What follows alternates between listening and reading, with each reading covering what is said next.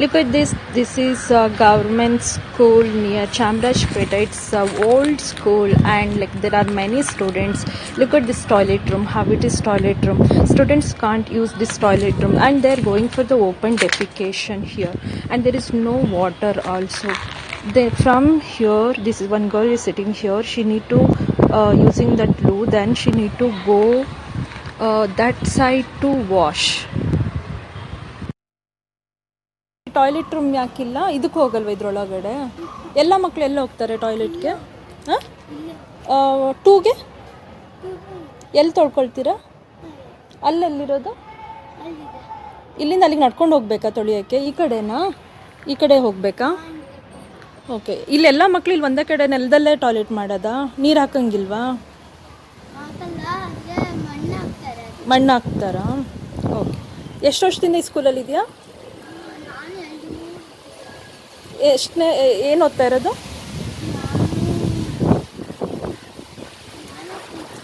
Okay.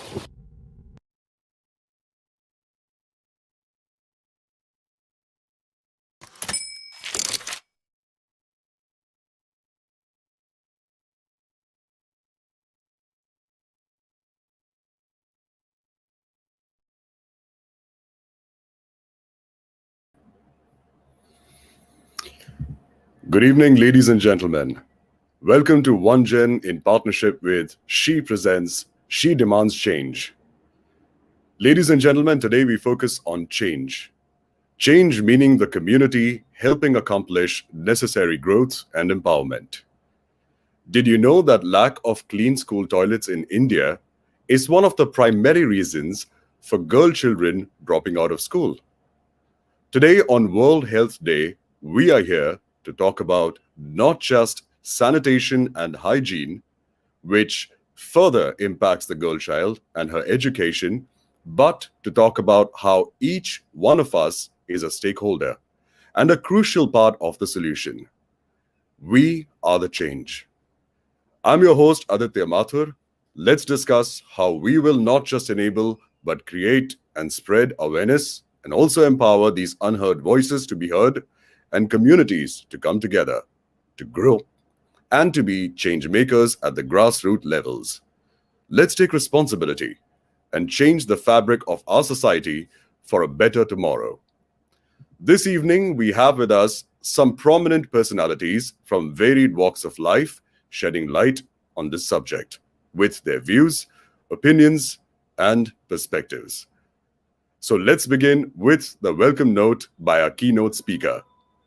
She is the founder of C.H.A.N.G.E, Sanitation, Hygiene and Education. She is a sanitation and menstrual hygiene activist based in Bangalore. She has been fighting for construction and maintenance of clean toilets in government schools, along with creating awareness on sanitation and hygiene. Ladies and gentlemen, let's welcome Archana K.R. Welcome, Archana. Thank you so much, Aditya. Hello, everyone. Good evening. So I'm very happy to welcome you to this C.H.A.N.G.E Demands Change panel discussion on change. 2 years back, I visited Gandhi Ashram and I noticed one sentence. It was so beautiful. It's mentioned sanitation is way of life. It's so beautiful. I believe change is possible and it begins with me. So in the same way, I believe that clean and safe sanitation is a way of healthy life. As I'm coming from a small village in Karnataka and I studied in government school, I have like a first-hand experience by using like unhealthy toilets and faced unsafe situations when it comes to like a lack of sanitation. In India, there are nearly 20 lakh schools in India. So in that, like 60% of the schools are like government and aided schools. You believe it or not, in these schools, like for government school compared to boys, girls will join government schools, and for private school, boys will join private schools more than girls. So you can see gender gap here. And you can see in India, 23% of young girl dropout is happening because of lack of toilets. So not only this, not only not in a schools, you can see like a 30% of the Indian marginalized women are violently assaulted every year while fulfilling their sanitation needs. And when it comes to sanitation workers, like a 50% of the sanitation worker are women in urban India. So here we can see one like a gender gap and their women empowerment, child education, girls dropout. So for this, I started an organization called Stand for She. She means sanitation, hygiene, and education. My aim is to bring back girl students to government school across Karnataka by providing clean and safe toilets, because sanitation and health is our basic right and it's everyone right, and this is a dignity of women. So I'm so happy for like we are all coming together and discussing, and this is a one community we can help each other to demand safe and clean toilets for women, not only in schools, in public places as well. I'm happy to welcome you all to discuss about this change, community helping accomplish necessary growth and empowerment, especially on this World Health Day. Thank you so much. Thank you, Archana, for that rather insightful welcome keynote. Ladies and gentlemen, it is now time for the much awaited power packed panel discussion on change, communities helping accomplish necessary growth and empowerment. Let's welcome our panelists. Let's have them on the screen. We have them coming on board on screen right now. Okay, so we have a panelist with us. Let me give you a quick introduction and let you know about our esteemed panelists this evening. We have with us Vijay Lakshmi R. Shetty, educator, higher primary, Kannada Girls School, Mantur. Archana K.R., of course, program manager at Reap Benefit and sanitation and menstrual hygiene activist.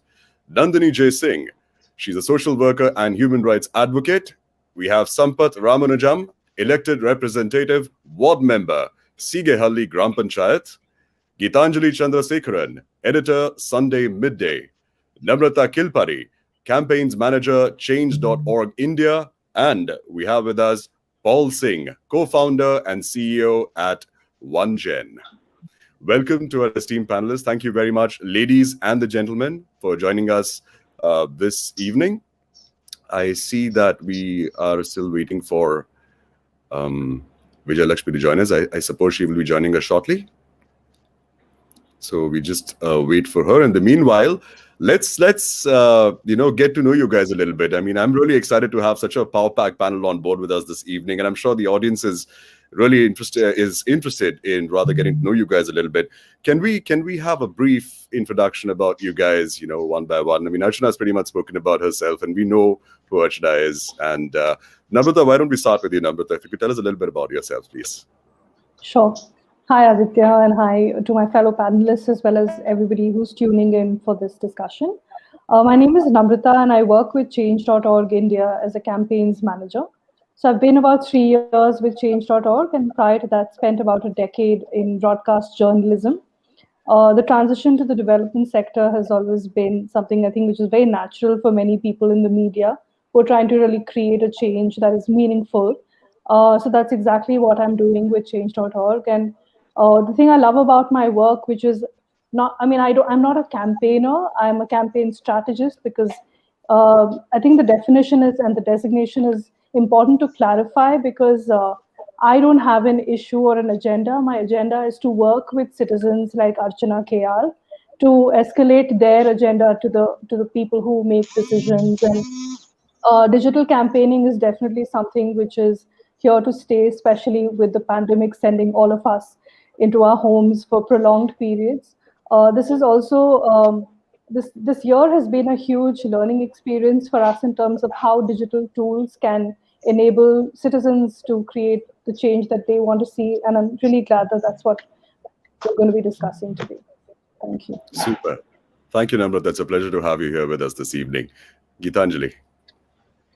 Hi, Um, my name is C.H.A.N.G.E, and I'm the editor at Sunday Midday. It's the weekend paper of Midday, which is published in Mumbai. I've been a journalist for 17 years, and over, I think, 15 of them have been in Mumbai. One of my pet peeves in the city essentially is how dirty it is. And I remember when I was with another newspaper quite a few years ago, we'd done a campaign on cleaning up the city, which essentially, woke all of us up, like all the people who were participating in the campaign, to the various problems that come up in terms of intentions, in terms of who's the stakeholder, in terms of what are the policies. So it'll be something as simple as a slum exists, but it's not a regularized slum, and therefore the civic body will not lift the garbage from there. I mean, it's right there. It's probably next to a regularized slum where garbage is being dumped, but it's a policy, and therefore they will not do it. And because it's not a regularized slum, there will simply not be toilets or toilet blocks. So it's to that level that you realize that um, sometimes it's not a simple solution. I mean, so essentially that's where I have a deep interest in this subject and how to sort of understand what can be done to find solutions. Yeah. Sure. Thank you for joining us this evening, Gitanjali. It's a pleasure to have you here with us. Nandini, if you could please share a little bit about yourself. Hi, Aditya. So nice to meet you all, and thank you for inviting me to this conference, which is a very, very important topic. So I have dabbled in a lot of things from fashion and interiors, etc., etc. But I always found that for some reason I was looking for something else, and I kept saying, "What is my purpose? What is my purpose?" And I was always intrigued by the NGO space and the social work space. So one fine day, I just got up and I went to volunteer with an NGO called Toy Bank, and it completely changed my life. To see the amazing work people are doing towards education, towards children, and my life changed after that. I got on board with the company and I was working with their CSR unit, and from there, one thing led to another. I was invited to become the global ambassador for another NGO called You Can Free Us, which works with women in the sex trade. And I've been asked to sit on the advisory board of several other NGOs. One is Seams for Dreams, which does upcycling of clothes, um, various things. In my spare time, I work with animals, and this is my life. So I've seen a lot from whether we're talking about better practices, whether it comes to farmers, whether it comes to sanitation. Um, I've seen a whole range of issues, and yeah, it's great to be here and to talk about all the Thank, experiences. Thank you. thank you, Nandini. It's a pleasure to have you here with us this evening. Thank you very much indeed. Uh, just when I was about to ask Vijayalakshmi ma'am, she's off the screen right now, but nevertheless, that means we're going to go ahead with the Ben right now. Sampath Ramanujam, it's a pleasure to have you here with us this evening. We'd love to, know a little bit about yourself, a little bit about your background. If you could kindly tell us a little bit about yourself. Thank you, Aditya. Thank you, everyone, for uh, uh, having this evening together on this section. So I was working as a software engineer for the last 15 years, and politics is my passion. So I was a student chairman during my college days and a cultural secretary in my PG. So I did my MC and MBA, and I was working in software for last 16 years. I contested my election first time in 2015, and I lost it by 5 votes. But I didn't spend on vote, right? So this time on 2020, which is where my target to get into politics. So I won with the majority of vote this time in a panchayat here as a ward member. So we live in a border of BBMP. So my compound wall is BBMP event, right? So the challenge is too high. So we have combination of both the crowd here. We have the state A has all apartments, almost 50 apartments in my ward, and then the village is behind the apartments, and then slums after the village. So I have Wonderful. combination of everything. Yeah, so I got my Bengaluru Youth Award for social service 3 years back, and I run a foundation called Anvaya Foundation from last 7 years. We distributed 1,800 cycles so far across Bangalore for government students. I'm a cyclist myself. I run a cycling group called C.H.A.N.G.E. So we collect cycles from C.H.A.N.G.E cyclists, and then these are branded cycles which we service, transport, and give it to the government school students in village limit. And then we run different projects under Anvaya. For women empowerment, we run Anvaya C.H.A.N.G.E. For youth empowerment, we have Anvaya Youth Club. So we have clubs across Bangalore again, Anvaya Youth Club. So particularly work with government schools. We take up a government school 5 years back and we are running it. We created an amphitheater, library, and then toilets, CCTV camera, and whatnot. Whatever is there in private school now, the government school has. And we got That's our great. award from Education Department last year. Thank Wonderful. you. Sampath will be speaking to you in detail on Anvaya Foundation. I'm very curious to know more about this. In fact, all of us are. Thank you for that rather diverse and wonderful introduction. Thank you very much, Sampath. It's a pleasure to have you here with us this evening. Vijay Lakshmi, ma'am, we were waiting for you. Yes.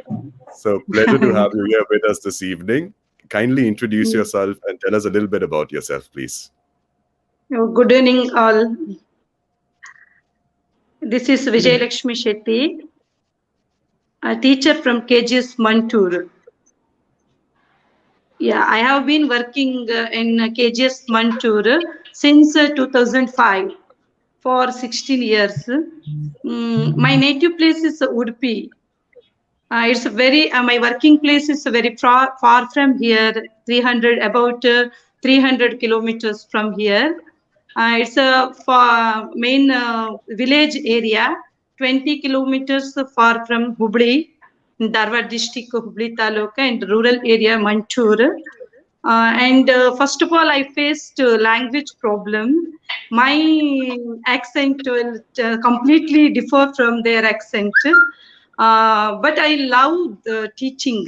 Teaching is my passion. That's why I can faced all challenges, and I succeed. Most of all, succeed in there. In first, I thought I didn't apply transfer. I want to do something there. ಬೇಂದ್ರೆಯವರು ಒಂದ್ ಕಡೆ ಹೇಳ್ತಾರೆ, ಹತ್ತೆಡೆಯೊಳು ಒಂದಡಿಯನ್ನು ತೋಡಿ ಬರಲಿಲ್ಲ ನೀರಿನ ಬೇಡ, ಒಂದೆಡೆಯೊಳು ಹತ್ತಡಿಯನ್ನು ತೋಡು ಚಿಮ್ಮುವುದು ಉದಕ ನೋಡ. ಹಾಗಾಗಿ ಒಂದೇ ಕಡೆ ಏನಾದ್ರೂ ಮಾಡ್ಬೇಕು ಅನ್ನೋ ಕಾರಣಕ್ಕೆ ನಾನು ಅಲ್ಲೇ ಇದ್ದೀನಿ. ಆ ಜನರಿಗೆ ಸ್ವಲ್ಪ ಬಡತನದ ಪರಿಸ್ಥಿತಿ ಇರೋದ್ರಿಂದಾಗಿ ಹಂಗ್ರಿ ಸಿಚುವೇಶನ್ಸ್ ದೇ ಆರ್ ಇನ್ ಅಂತ ಸಿಚುವೇಶನ್ ಇರೋದಕ್ಕೆ ಅವರಿಗೆ ಮಕ್ಕಳ ಬಗ್ಗೆ ತುಂಬಾ ಗಮನ ಕೊಡ್ಲಿಕ್ಕೆ ಆಗ್ಲಿಲ್ಲ ಅಂತಂದ್ರೂ ತಮ್ಮ ಮಕ್ಕಳು ಚೆನ್ನಾಗಿ ಬೆಳಿಬೇಕನ್ನೋ ಭಾವನೆ ಅವರಲ್ಲಿ ಇತ್ತು. ಅದಕ್ಕೆ ನಾನು ಅಲ್ಲಿನ ವ್ಯವಸ್ಥೆಯಲ್ಲಿ ಸ್ವಲ್ಪ ಲೋಪದೋಷಗಳಿರುವುದನ್ನ ಗಮನಿಸಿದ್ದೆ.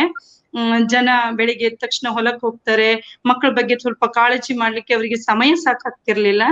ಆ ಸಂದರ್ಭದಲ್ಲಿ ನಾನು ಅನ್ಕೊಂಡೆ ಒಂದು ಮಾತೇರು ಸಭೆ ಮಾಡ್ಬೇಕು ಅಂತ.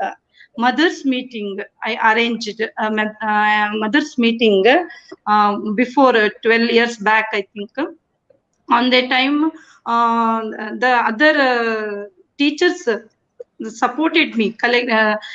ಉಳಿದ ಶಿಕ್ಷಕರು ನಂಗೆ ತುಂಬಾ ಸಹಕಾರ ನೀಡಿದ್ರು. ಆ ಸಂದರ್ಭದಲ್ಲಿ ಮದರ್ಸ್ ಮೀಟಿಂಗ್ ಮಾಡಿದ್ರೆ ಮೊದಲನೇ ದಿನ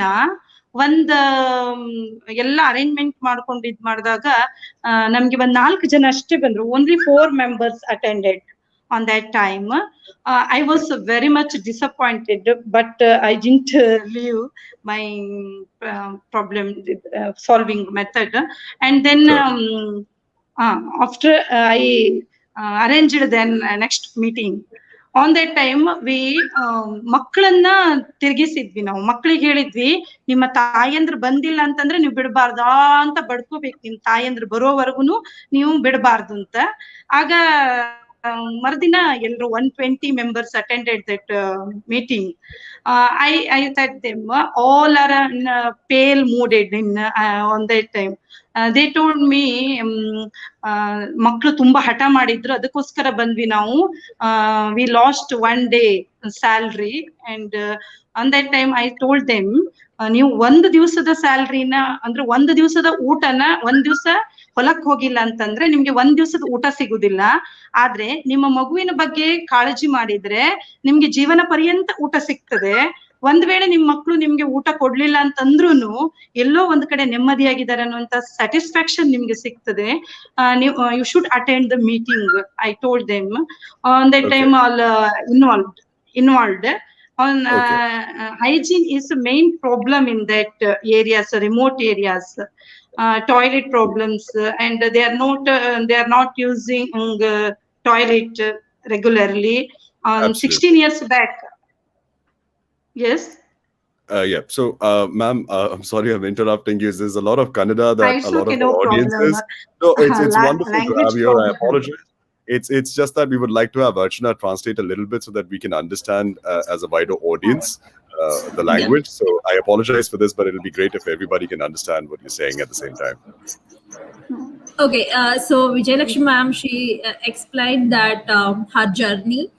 She basically from Mangalore, and but her first appointment is in Hubli. It's like North Karnataka. It's almost 300 kilometers, and that is like she married very newly, and she went to with the Hubli, and for her language was a main issue because they are not able to understand that Mangalore Kannada, because the Hubli Kannada is very different.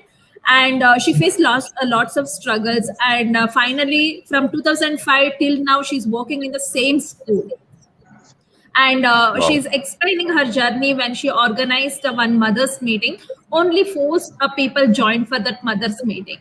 So mother's meeting she organized to understand the education, parents and child, how it's interconnected. So after that she got some insulted, or somebody said that, some people said that it will not work and all, but she took it as a challenging, and she nudged some student.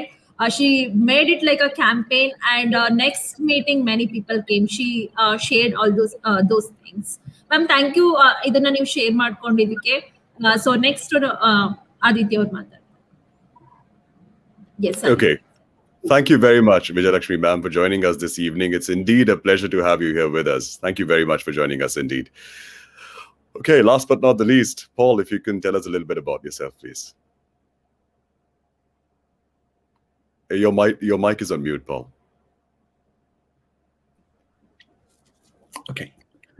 Hello, everyone. It's a pleasure to be on this panel discussion. I'm really looking forward to, I think, a very important discussion on a very fundamental topic. A little bit about myself. So all my life, so I have an engineering background. I would still say I'm still a student and I'm still learning every day, because the field of technology and engineering is ever evolving. But most of my life, most of my work has been in the field of systems thinking. In terms of how do you solve a complex system problem, whether it's an automotive system or an aerospace system, or whether it's a financial software. And now, lately, this stage of my life, I started a social innovation group called C.H.A.N.G.E about 3 years ago. So our work is fundamentally based on a simple belief that digital technology has a power to make change possible, and then but you need to apply it correctly, right? It's how do you harness the power correctly, whether it's through change campaigns or whether it's through building systems that can empower individuals to take call to action. So that's what we do. And so in this work, I'm fortunate to be surrounded by a lot of passionate young individuals, who believe that, yes, small group of people can bring about a meaningful change in the world. And so we appreciate and respect the disruptive power of technology applied to a context. And in this case, how do we transform education? How do we make the field of education more equitable. I met Archana almost about 2 years ago in Bangalore at a conference, and since then it's been a sort of collaborative journey, and here we are today. And I've seen a simple idea, and Archana is a great example, and she's an inspiration to many, and personally to me as well. So looking forward to I think an open and candid dialogue about this fundamental topic about providing safe sanitation and hygiene conditions, so that young kids feel inspired to sort of pursue their dreams and sort of attend education, right? I also, while sort of recollecting my thoughts, remembered that I'm myself is a product of a government school, a village school in Punjab. I come from a family of teachers, and I've seen it. I've experienced that school infrastructure, the system around it. Despite several great initiatives and intentions by government, by the school board and other bodies, there are a lot of impediments, right? So which things we take for granted in certain well-to-do areas where schools are well funded, they have a lot of resources. So ultimately, I think the topic of safe sanitation and hygiene is sort of one of the impediment that is there and is solvable, and that's what is sort of fascinating and attractive to me personally, that this is a solvable problem. Yes, it has multiple facets. It has social angle to it, economic angle to it, political angle to it, but it's solvable because the effect of it, if we can somehow move towards a solution, could be great. I mean, every girl educated becomes a catalyst in her part of the world, in her ecosystem, to bring about meaningful change. So I think it's a very important topic, and I'm just honored to be among this panel. Thank you, Paul. Pleasure having you here with us this evening. Thank you very much. Wow, we have an incredible panel this evening. Wow. Okay. I guess we should start with our the lady panelist, Ms. Vijayalakshmi Shetty, who is an educator in a school in Karnataka. Ma'am, it's honestly a pleasure to have you here with us this evening. You've pretty much given us a brief idea of who you are and where you come from and what you've been working towards, on a daily basis over the years. I'm curious to know, how has it been like for you? How has Stand for She and Archana been a part of your school? We'd like to know about that, ma'am. If you could tell us about that, please. Pardon? So Vijayalakshmi ಅವರ ಏನ್ ಹೇಳ್ತಾ ಇದ್ದಾರೆ ಅವರು ಅಂತ ಹೇಳಿದ್ರೆ, ಈ sanitation, hygiene ಮತ್ತೆ education ಅನ್ನೋದು ಸೊ ನಾವು ಹೇಗೆ ಮಾಡ್ತಾ ಇದೀವಿ ಸ್ಕೂಲಲ್ಲಿ, ಮತ್ತೆ ನಿಮ್ ಜರ್ನಿ ಅದ್ರ ಬಗ್ಗೆ ಏನು ಅಂತ ಸಿಂಪಲ್ ಆಗಿ ಎಕ್ಸ್ಪ್ಲೈನ್ ಮಾಡಿ. ಸೊ ಸುಬಾನಿ ಅವರು ಎಲ್ಲ ನೋಡಿದೀರಾ ನೀವು, ಸೊ ನಿಮ್ ಜರ್ನಿನ ಎಕ್ಸ್ಪ್ಲೈನ್ ಮಾಡಿ. ಅಂದ್ರೆ ನಾನು ಅದೃಷ್ಟವಶಾತ್ ಕೆಲಸ ಮಾಡ್ತಾ ಇರೋದು ಹೆಣ್ಣು ಮಕ್ಕಳ ಶಾಲೆಯಲ್ಲಿ, ಮಗಳಾಗಿ, ಮಡದಿಯಾಗಿ, ಮತ್ತೆ ತಾಯಿಯಾಗಿ, ತಂಗಿಯಾಗಿ ಹಲವು ಪಾತ್ರಗಳನ್ನ ನಿಭಾಯಿಸುವಂತ ಹೆಣ್ಣು ಸಶಕ್ತವಾಗಿ, ಸದೃಢವಾಗಿ ಬೆಳಿಬೇಕು ಅಂತಂದ್ರೆ ಪ್ರೈಮರಿ ಸ್ಕೂಲ್ ಹಂತದಿಂದಲೇ, ಚಿಕ್ಕ ವಯಸ್ಸಿನಿಂದಲೇ ಅವರಿಗೆ ಸ್ಯಾನಿಟೈಸೇಷನ್ ಮತ್ತೆ ಸ್ವಚ್ಛತೆ, ಶುಚಿತ್ವದ ಬಗ್ಗೆ ನಾವು ಅಗತ್ಯ ಮಾಹಿತಿಯನ್ನ ಕೊಡ್ಬೇಕಾಗ್ತದೆ. ನಮ್ಗೆ ಹಲವು ನಮ್ಮ ಇಲಾಖೆಯ ಜೊತೆಗೆ ಹಲವು NGOಗಳು ನಮ್ಮ ಜೊತೆ ಕೈ ಜೋಡಿಸಿದಾವೆ. ಟ್ರಾನ್ಸ್ಲೇಟ್ ಮಾಡ್ತೀನಿ. Sorry, I'll translate in a bit. Sure, please do. Archana, you're on mute. Could you unmute your mic, please? Sorry, ma'am is explaining she blessed because she's working with a girls' school from past 15 to 20 years. She's working in a girls' school. And she's explaining like how with the government support, there are multiple issues in school. With the government support and how organizations or NGOs are helping. She's explaining this. Yes, ma'am. ಹೌದು, ಈಗ ನಮ್ಗೆ ಶೌಚಾಲಯವನ್ನ ಸಮೇತ ಒಂದು NGO ಕಟ್ಟಿಸಿಕೊಟ್ಟಿದೆ. Yes ma'am, pardon. ನಿಮ್ಗೆ NGOs ಗಳಿಂದ ಹೇಗೆ help ಆಗ್ತಾ ಇದೆ, ಏನಾಗ್ತಾ ಇದೆ ಅನ್ನೋದನ್ನ ಶೇರ್ ಮಾಡಿ. ಹಾ, NGOಗಳಿಂದಾಗಿ ನಮ್ಗೆ ಎಲ್ಲ ವಿಧದಲ್ಲೂ ಹೆಲ್ಪ್ ಆಗ್ತದೆ. ಭೌತಿಕ ಮತ್ತು ಬೌದ್ಧಿಕ ಎರಡೂ ಪರಿಸರಗಳನ್ನ ಸಮೃದ್ಧೀಕರಣಗೊಳಿಸ್ಕೊಳ್ಳಿಕ್ಕೆ ನಮ್ಗೆ NGOಗಳು ಹೆಲ್ಪ್ ಮಾಡಿದ್ದಾರೆ. ಕೆಲವೊಂದು NGOಗಳು ನಮ್ಗೆ ಮಕ್ಕಳ ಕಲಿಕೆಯಲ್ಲಿ ಸಹಾಯ ಮಾಡಿದ್ರೆ, ಇನ್ನು ಕೆಲವೊಂದು NGOಗಳು ಇನ್ಫ್ರಾಸ್ಟ್ರಕ್ಚರ್ಸ್ ಫೆಸಿಲಿಟಿಗಳನ್ನ ಒದಗಿಸುವಲ್ಲಿ ಸಹಾಯ ಮಾಡಿವೆ. ಎಕ್ಸಾಂಪಲ್, ನಮ್ಮ ಹೈಟೆಕ್ ಶೌಚಾಲಯ ಯೂತ್ ಫಾರ್ ಸೇವಾ ಕಟ್ಟಿಕೊಟ್ಟಿದೆ ನಮ್ಗೆ. ಕಳೆದ ವರ್ಷ ಹೈಟೆಕ್ ಶೌಚಾಲಯವನ್ನ ನಮ್ಗೆ ನಮ್ಮ ಡಿಪಾರ್ಟ್ಮೆಂಟಿನ ಸಹಯೋಗದೊಂದಿಗೆ ಯೂತ್ ಫಾರ್ ಸೇವಾದವರು ಕನ್ಸ್ಟ್ರಕ್ಟ್ ಮಾಡಿಕೊಟ್ಟಿದ್ದಾರೆ. ತುಂಬಾ ಚೆನ್ನಾಗಿರುವಂತಹ ಶೌಚಾಲಯ. ಅದನ್ನ ನಮ್ಮ ಮಕ್ಕಳು ಖುಷಿಯಿಂದ ಬಳಸ್ತಾ ಇದ್ದಾರೆ. Madam. Yes. So not only like when organizations are like she kind of organization, they're not only supporting only related to education related thing. They are like some organization like Youth for Parivartana. They're constructing a toilet also. And some organization are teaching, and some organization are behavioral change, and some organization are constructing toilet. Recently, her school got a new toilet constructed by one organization. Yes, Aditya. Yes. I think she completed. ಏನಾದ್ರೂ ಇದೆಯಾ madam ಹೇಳೋದಕ್ಕೆ? ಅಷ್ಟೇನಾ? ಇಲ್ಲ, ಬಳಸ್ತಾ ಇದ್ದೀವಿ ನಾವು ಅದನ್ನ. ನಮ್ಗೆ ಸಹಾಯ ಆಗಿದೆ ಅದರಿಂದಾಗಿ. She got help and children are using it.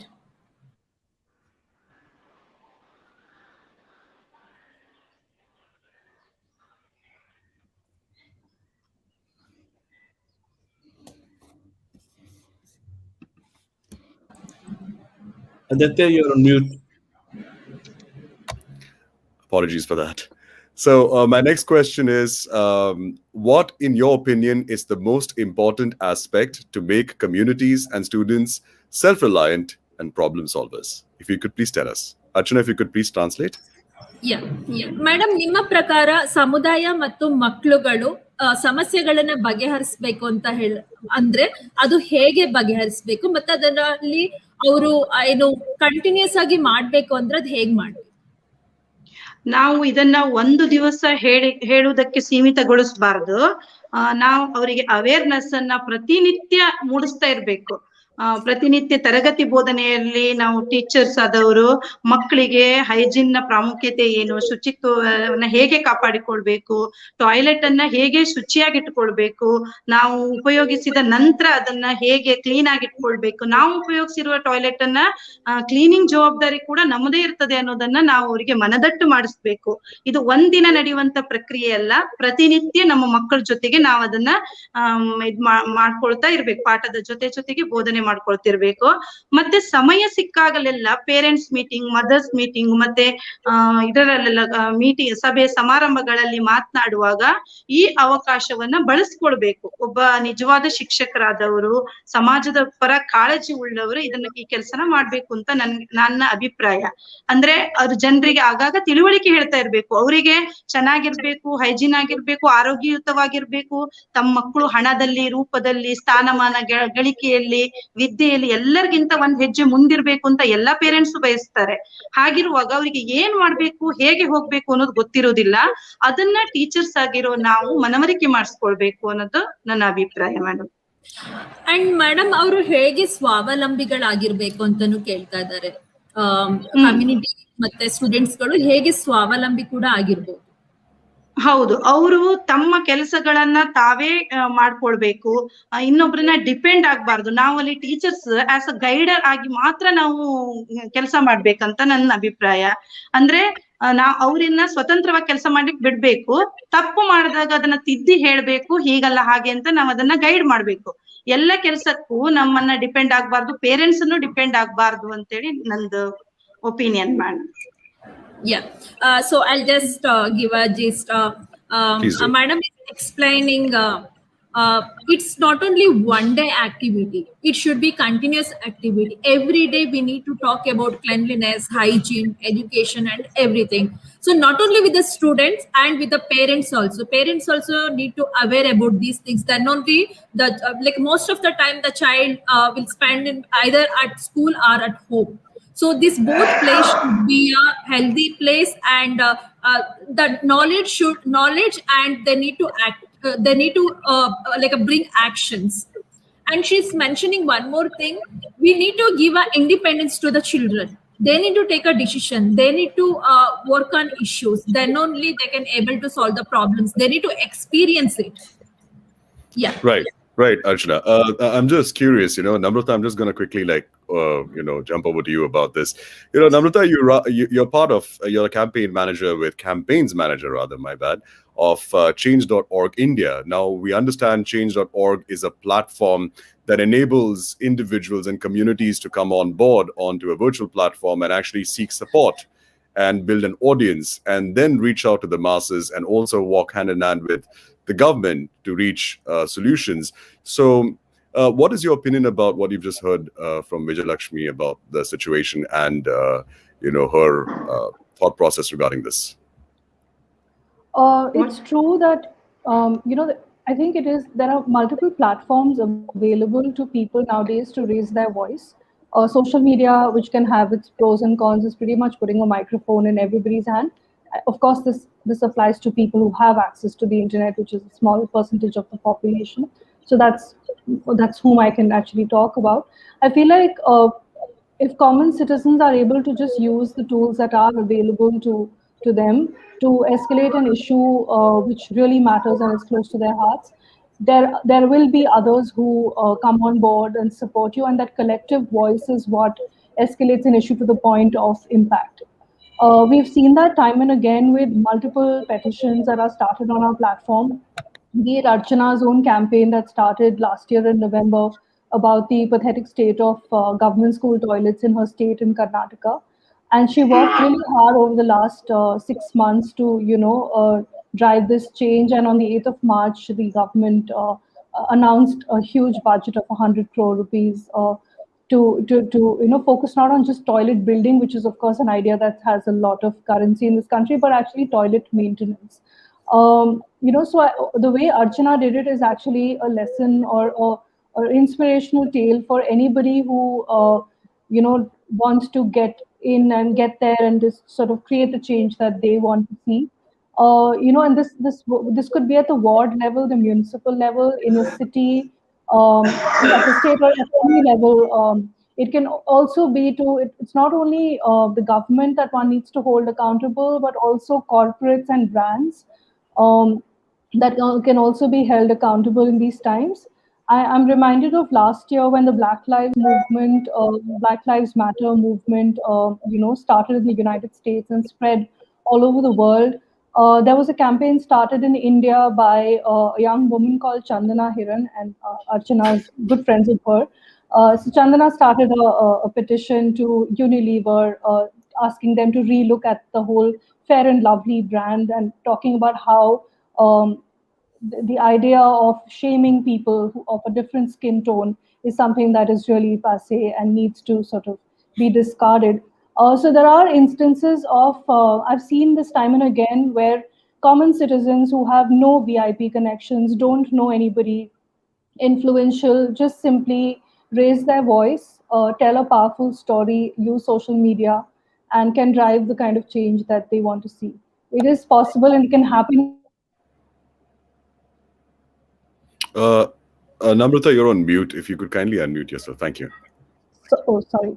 I was just saying that this is possible for anybody who wants to make a difference in their school, village, city, in the country, no matter where they're based and no matter what the issue may be. Thank you. That's really insightful, Namrata. Thank you very much for sharing that with us. A lot of these problems that we look at, the root causes of situations that we look at, very often I think there is a problem that we don't realize, which is a grassroots level problem, is the lack of awareness somewhere also. We will get to that shortly in a while. Before we get there, I'm going to quickly go back to Vijay Lakshmi ma'am for one more question. And Archana, kindly do translate the question to her. You're a teacher, Vijay Lakshmi ma'am. You're an educator in a school. How can a teacher be a change maker and enable and empower students, to stand up for themselves, to, be their own voice for a better tomorrow for themselves as well as for the future generations. Archana, if you could please translate. ಗೊತ್ತಿರೋದನ್ನ ಚೆನ್ನಾಗಿ ಕಲಿಸ್ಬೇಕು, ಗೊತ್ತಿಲ್ಲದೆ ಇರೋದನ್ನ ಚೆನ್ನಾಗಿ ಕಲಿಬೇಕು teacher ಆದವರು. ನಮ್ಗೆ ಏನ್ ತಿಳಿದಿದೆಯೋ ಅದನ್ನ ಚೆನ್ನಾಗಿ ಮಕ್ಕಳಿಗೆ ಹೇಳ್ಕೊಡ್ಬೇಕು ಅಂತ. ಆಮೇಲೆ ಕೇವಲ ಓದು ಬರಹ ಲೆಕ್ಕಗಳನ್ನ ಕಲಿಸುವುದಷ್ಟೇ ಟೀಚರ್ನ ಉದ್ದೇಶ ಆಗ್ಬಾರ್ದು. ಅವರ ಸರ್ವಾಂಗೀಣ ಪ್ರಗತಿಗಾಗಿ ಏನೇನ್ ಅವಶ್ಯಕತೆ ಇದೆಯೋ ಅದನ್ನ ನಾವು ಒದಗಿಸ್ಬೇಕು ಅಂತ ನಂದು opinion madam. Okay. So madam, in mentioning not only teaching English, maths and science, it's not only teacher responsibility. Apart from that, there is like the student whole life is depending on that basic education and how teacher teaches. So teachers need to mainly focusing on student development, and not only school or like not only the education related thing. Apart from that, the moral education also very very important, she's mentioning. Absolutely. And that is so true, because somewhere this is about, when we talk about hygiene, when we talk about sanitation, we're talking about basic civic sense in so many ways. This is taking us back to our school days when our teachers talked to us about how to, wash your hands, use a soap, flush after using. So these are basic, fundamentals of, sanitation and hygiene. So yeah, pretty much brings us back to our school days, I guess. So I think, somewhere we need to start again from the basics to be able to reach solutions on causes wherein sanitation and hygiene is concerned in so many ways. Thank you, Vijayalakshmi ma'am, for answering those questions, and we'll have you back shortly with us. In the meanwhile, I'm quickly going to run to you, Archana. We know that you've been fighting for this cause for the last 7 years, roughly. Archana, what change have you seen happen during this time? What has your journey been like?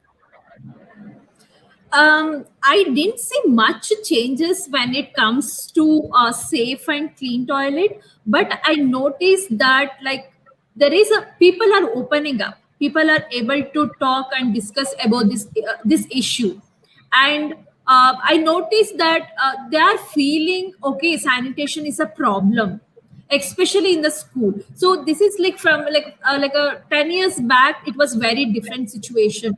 For sanitation, the least priority, but right now I can say that out of 10 they're feeling that okay, sanitation is important, that I can give a 5 mark.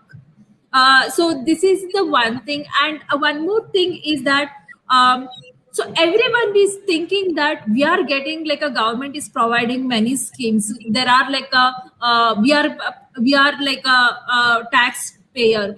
We have a right to ask something. These are the mindset change right now. So I can see these things with teacher also. Now teacher, like even the parents, they're coming to school and they're asking teachers how what is the situation in the school and how it is going. Not in all government schools, at least a few schools. And when it comes to public places, right now I can say that instead of government, some activists and organizations, NGOs, they are taking a responsibility. They are talking about it. They are creating awareness. These are the simple things, the changes I saw in these days. Thank you, Archana. Yeah. So you basically, what you're saying here is that initially when you started off, you did not receive a lot of support, and you did not see that there were too many, channels available for you to pass through in order to reach a solution. But over the past few years, I suppose, or over the past year or two, you've actually seen a growth in channels and platforms being available where voices like yours and so many others, thousands of Archanas across the country, can be heard.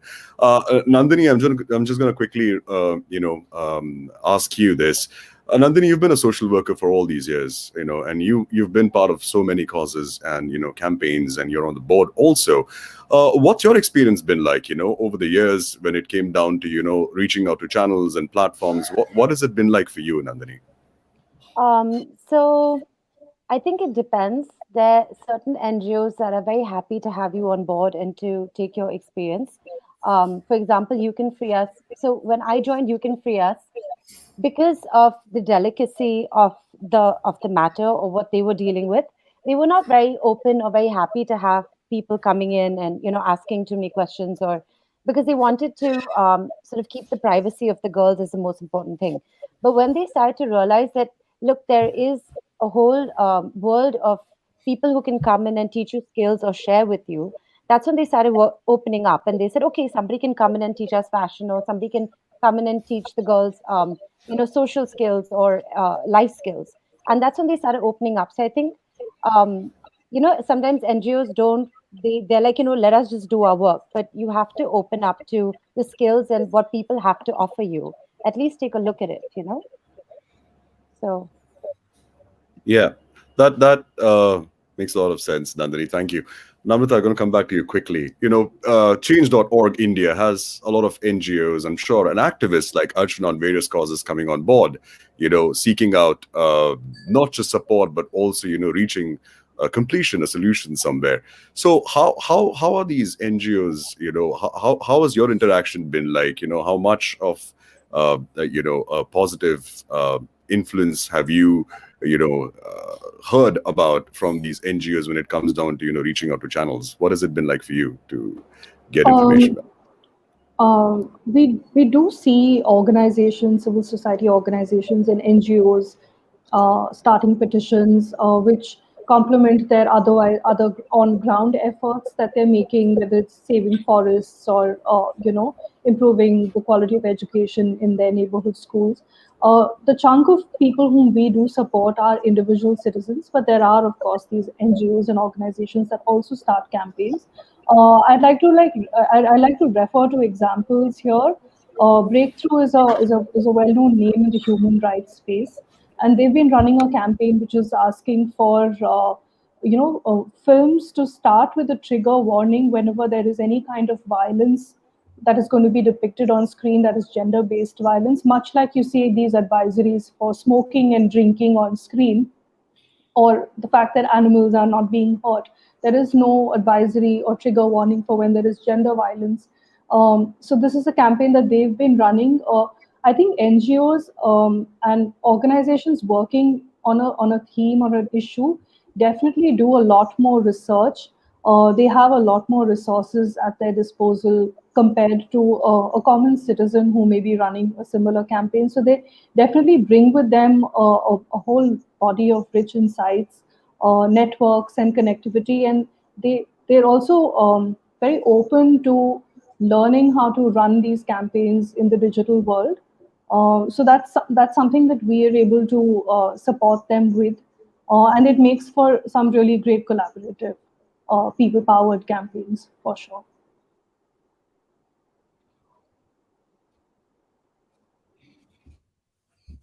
Aditya, you're on mute.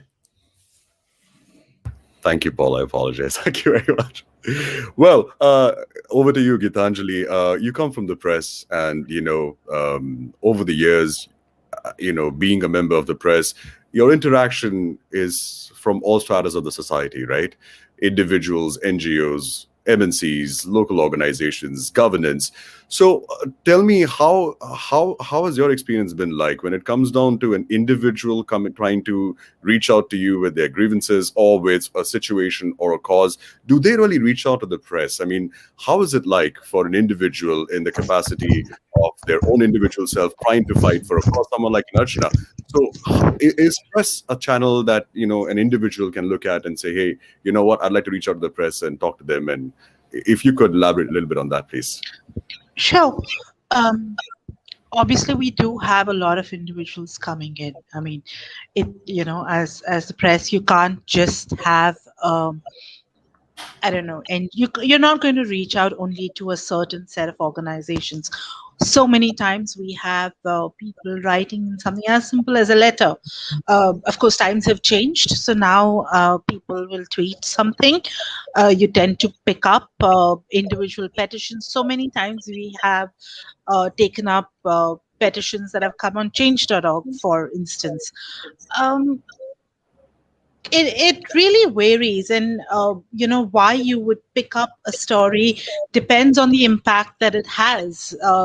Sometimes, for instance, you I don't remember case specifically for a school, but we would have, for instance, done so many stories on sanitation, for instance, with at police stations. I remember we did something recently because these are basic living standards that, as a society, we should be able to afford to all citizens across all strata. And even as a woman out on the field, sometimes you realize that you want to use a loo somewhere. And I still remember going to an Ambernath station in Bombay and its suburbs, and I still remember what I saw. It was that horrible. So these are issues that we do take up. Can you hear me now? Hello? Yes, we can. We can Yes, hear you. all right. So yes, we do take up issues. It really, what issue you take up when depends on the impact that it has. And it's not about so for instance, if someone tells me that girls are dropping out of school because the school does not have sanitation facilities, it's definitely something that any medium should ideally look into. Now, whether they do or not, of course, depends on individual organizations and their own spaces of coverage. Absolutely. Absolutely agree with you, Gitanjali. Thank you for sharing that insight with us. Archana, I'm going to quickly come back to you and ask you my next question. We just talked to Namrata a while ago talking about change.org being, a platform where individuals like yourself can go and sign petitions and look for support from the masses and, reach solutions.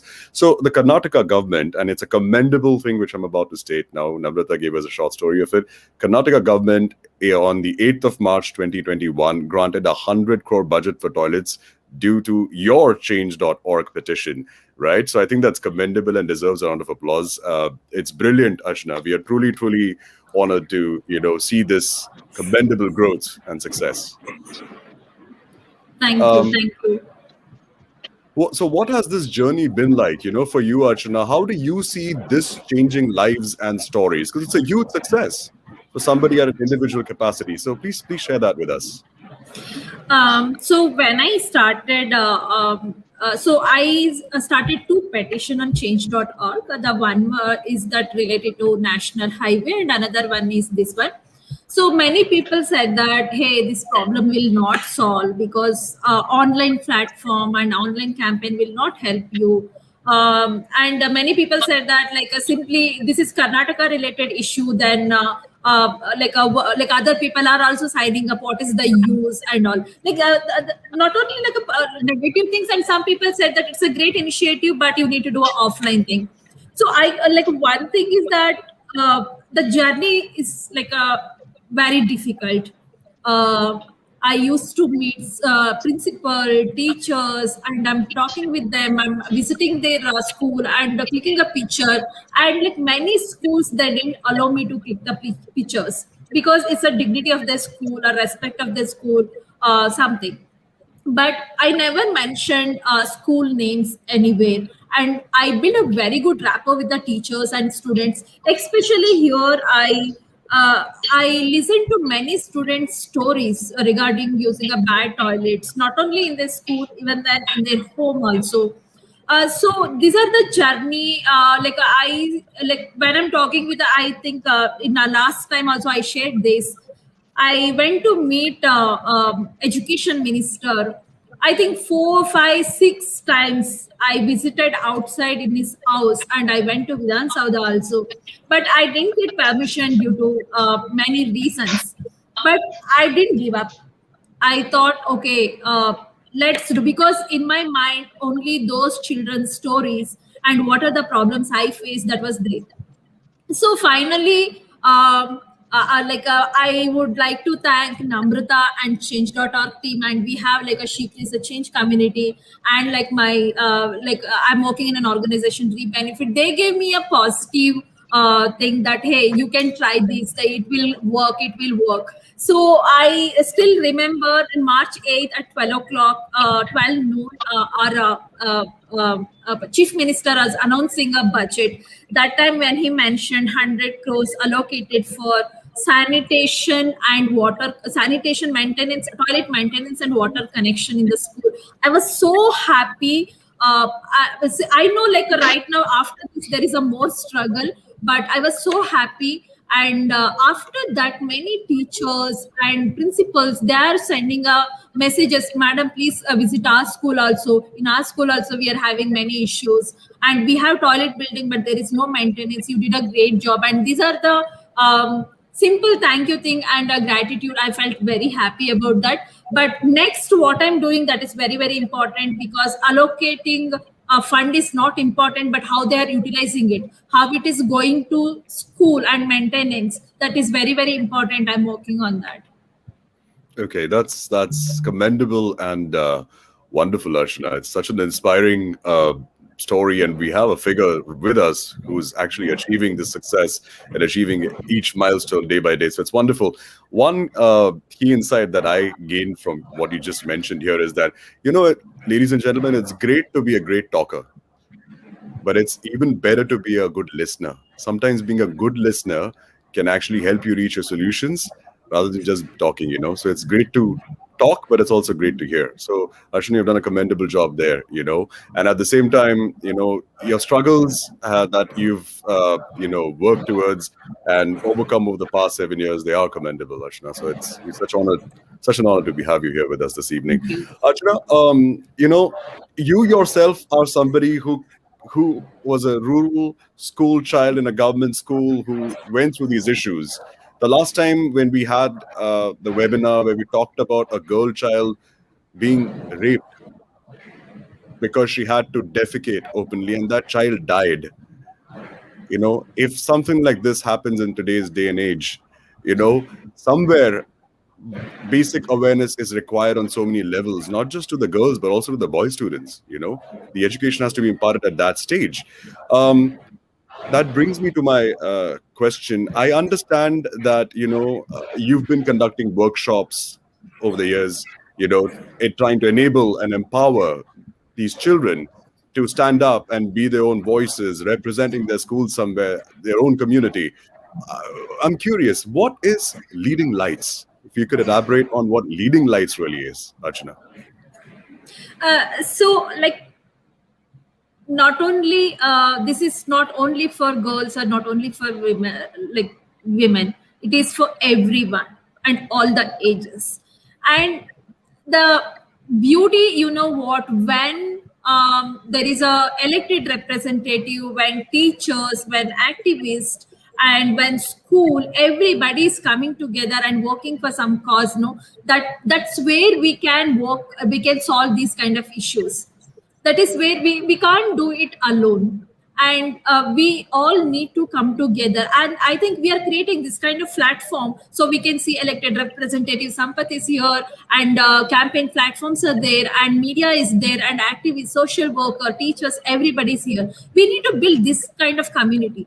Then only so we can see the brightness. And I what are the stories I heard, so I don't want to hear the same stories.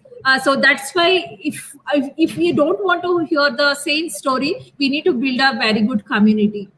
So I feel like when we are coming together, we can build a community, and many people need to join this movement. Absolutely, Archana. Absolutely agree with you. Sampath, I'm just curious to know, you're the elected representative ward member of the Gram Panchayat in C.H.A.N.G.E.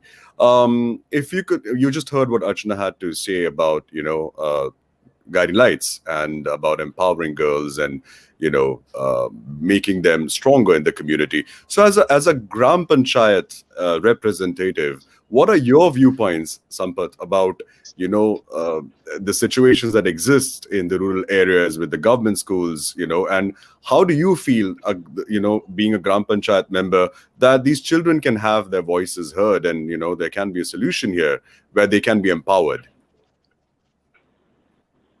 Before mentioning that, I want to thank Change.org. So when I was working as a software engineer, I said last 15 years I'm into software, almost 16 years now. So I used to log many issues in change.org.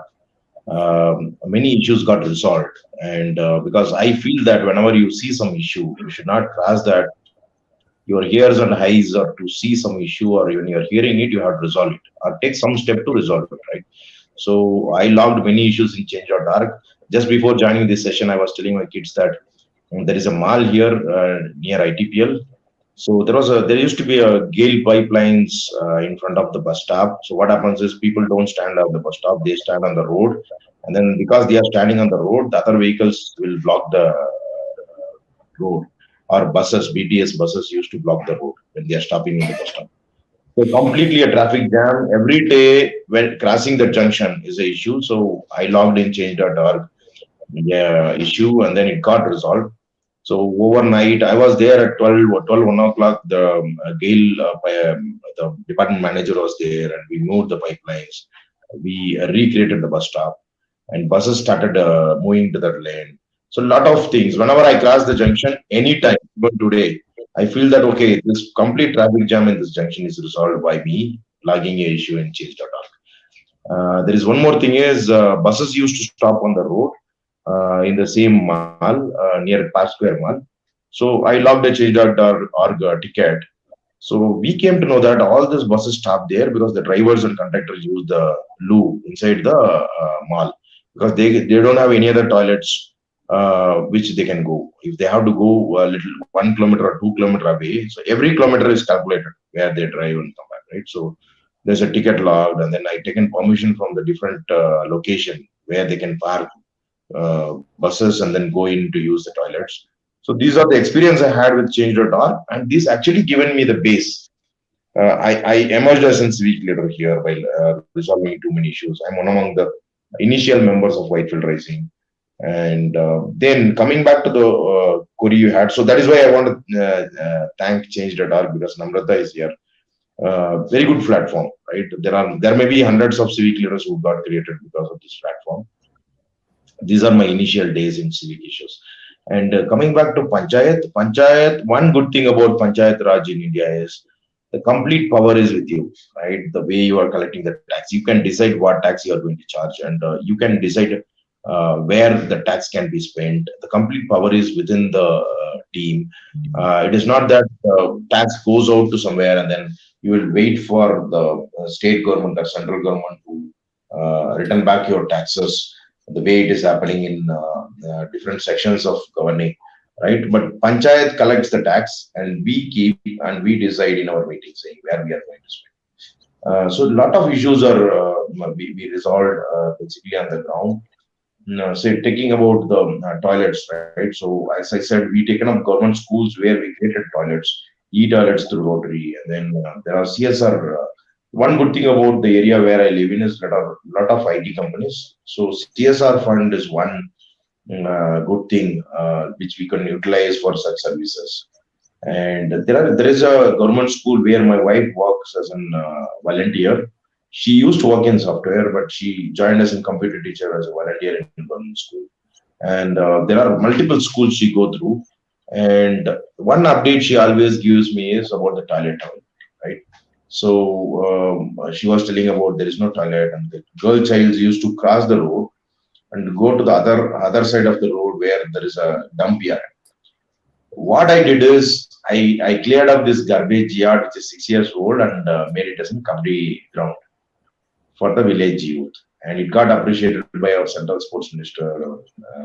Prime Minister tweeted about it. The sports minister tweeted about it. Prime Minister retweeted about it. Anand Mahindra Group chairman. So it went viral. The whole area became so visible and better. So there is become a regular sports ground. So what happened is I actually spoiled that toilet or the rest place, right? So then my wife was reporting saying there is no toilet in the school, so which actually affecting the girl child and the teachers even. So we went and worked with different CSR funds and brought few toilets to the school. So and also ministerial hygiene, right? So we used to have different sessions with volunteers there, and also we used to give them the sanitary pads Then we thought about when we are giving sanitary pads, where they will dispose them, right? That becomes a bigger issue. Now, as a panchayat member, what I was planning to implement is I want to have this smaller unit of disposers, sanitary, and the other pads which can be disposed. So no waste is an project which we visited recently. It is very bigger unit, but we'll try to get a smaller units to schools, apartments, where the maids and servant maids and the daily workers can use. Schools, children can use, teachers can use. So these are the grassroots level things which I am thinking from Gram Panchayat level. And recently, we also started using a women empowerment initiative to reach out to the women here to create awareness that about the menstrual cup and then the cloth pads. So we also have another NGO which is joining hands with us to distribute this menstrual cups to the village women. So these are the two areas I'm working as an elected representative or a civic leader here. Okay, thank you very much, Sampath. That's honestly, it's commendable, the kind of work that you as a member of the Gram Panchayat have undertaken, and the way it is being executed is truly commendable, Sampath. So thank you for sharing that with us. You know, it puts a broader light on pretty much the functionality of a ward member in the Gram Panchayat and how the power of the Gram Panchayat functions. Um, Sampath, I Aditya, like. Yes, please, sorry, Archana. can I add one thing? Like I Please do. visited to C.H.A.N.G.E to meet Sampath related to our organization work. So I asked Sampath, I want to see government school, but I didn't say that I want to see the toilet. So Sampath elected like a 3 months back, only 3 months back. Okay. So when I went to the school, it's in mainly roadside school. The toilet construction is happening. The day I saw, and it's like a very child friendly, the back end drawings. It's like some schools, toilets room are like it's a hunting place. It's like some corner and all. This CK Hardly school toilets, the design, and when you enter the school only, you can see the toilet. So, Sampath, that's a great idea. And as you worked on those kind of issues, I'm so glad you were working on these issues. And we need these kind of elected representatives. Yeah, I just want Thank to you. add those. No, absolutely. I think Thank you. that's so true, Archana, because we do need people who are aware. Like I mentioned earlier during this webinar and during this panel discussion, I think the lack of awareness somewhere is pretty much one of the key issues that we face here, right? I'm going to quickly come over to Geetanjali, since we are talking about hygiene and sanitation, and we're talking about issues that are being faced. Geetanjali, in the last webinar, we pretty much elaborately discussed about periods being a taboo. And we talked about how, the lack of education, awareness, and people shying away from the subject of taboos has led to so many issues that exist in this country right now. So how do taboos around menstrual hygiene, according to you, how can they be addressed in media, Geetanjali? Right. I mean, like with any taboo, the best way to address is to constantly talk about it. We talk about why we need to talk about periods, and someone said that we need to talk about periods because uh, whether you have a healthy period is a sign of whether you have a healthy body, and so so the way to do it is to make concerted efforts to address these issues, is to write or whatever the media of the press is, uh, to sort of write or do a video, essentially, with the people who are talking about this. So now, for instance, you will have an artist who does comics on sanitary issues. It's called sanitary panels. uh, you speak about someone like that and you give their work a platform. You have of course there's so many issues related to periods, and uh, the Shabrimala issue is one thing. Um, there was a UK based Indian who ran the marathon with on her period and without any sanitary pad, just to raise awareness. And different people may have different issues, but you talk about these things on a fairly consistent basis, and of course, try and remove your own prejudices and your own voices from it, because often as members of the press, we realize that we have our own opinions, which may cloud what we put out. So you need to ensure that that doesn't happen either. Right, makes sense, Gitanjali. That's true. Makes so much sense. Gitanjali, so how has this con? Yes. Sorry, no, carry on. I'll come in after you. No. Okay. Just curious, Gitanjali. So how has the conversation around the taboo, speaking about periods, menstrual hygiene, how has this changed over the last few years, according to you? How has that changed? Um, I think I see. Also, the thing is that it will change from newsroom to newsroom. It will change from people to people. It will change from uh, uh, the kind of paper to a different kind of paper. I think I would say Midday as maybe perhaps as a Bombay-based paper. Maybe our team is an all-women's team, so that sort of uh, changes our perspective. We write more about it. I mean, so for instance, we would want to, maybe one of us will, if there is, for instance, something like a period panty that comes up, you will test it. And so you're okay to talk about these things. You are okay as women to say that you have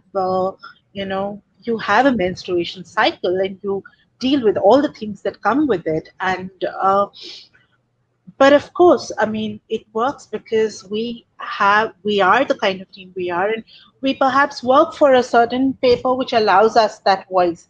I don't know if this would translate, even if with the same team it would translate perhaps into another paper. The readers, for instance, may have a different reaction to it. Uh, so for us, we are less hesitant to talk about it. Our readers, hopefully, I think, are less hesitant to read about periods, and whether it's the health issues that come with it, whether it's the mental health issues that come with it. Um, yeah.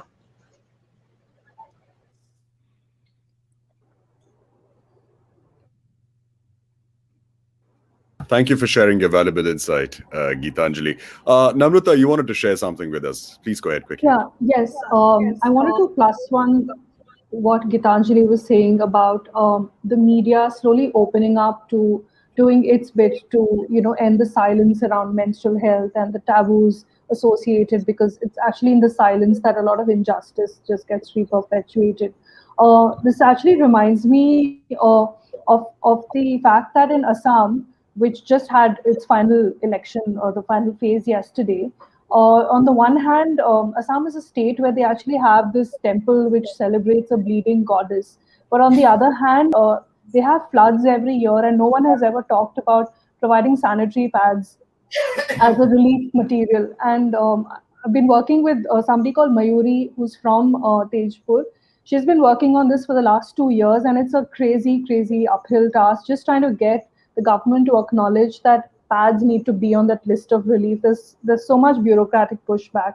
But one of the things that Mayuri did last year, when the floods were on, when the pandemic was on, is she came up with this very novel tactic. She put together a box of 300 cloth pads that were manufactured by a local self-help group in Assam itself, and made a big production of presenting this box to the Health and Finance Minister Himanta Biswa Sarma, and also to the State Disaster Management Agency. And because a lot of it was difficult to call the media because it was so short notice, she drafted a press release and sent it, and practically every media house in Assam covered this, and suddenly the news was a box of pads got delivered to the government today. It was sort of putting that pad, the visual of it, out there, and just sort of in that one stroke, just ending the silence around this issue. It's a hidden issue because it's crazy. It's happening to half the population, and no one has ever thought about working on it. So when Mayuri actually executed this this out of the box technique, it was the media that became her ally. And I feel like this also speaks to Archana's point that change doesn't happen in a vacuum with one Archana and one Mayuri. It takes media houses like Midday, it takes philanthropists like Nandini, it takes elected representatives like Sampath and changemakers like Archana. It takes a village literally to change the conversation on any issue. So definitely menstrual health is something. It's a huge space for growth and improvement. But I think we're slowly moving the needle on that. Absolutely, Namrata. And that's pretty much what the consensus of the discussion we had in the last webinar was, that really we're all stakeholders of a single community. And that single community is this nation. Where you could be a doctor, you could be a lawyer, you could be a spokesperson for the media, you could be, the prime minister of this country, you could be an elected representative of the Gram Panchayat, you could be, a social worker, you could be somebody who handles the CSR in an organization. We are all stakeholders of the same community, and we all need to be plugged in together to create the change. So we are the change, pretty much. So you're absolutely right, Namrata. Thank you. That was a pretty bang-on perspective. Gitanjali, coming back to you quickly, what kind of policy interventions might help, according to you, Gitanjali, in this scenario? Like for instance, when Archana and I think Ms. Vijayalakshmi were speaking, I wanted to understand why would schools not have toilets that are maintained? And, I want to understand, for instance, and this is a question, I want to understand, where do the teachers go? So where do the adults go? They generally would be, I suppose, more hesitant to defecate anywhere. I'm asking question.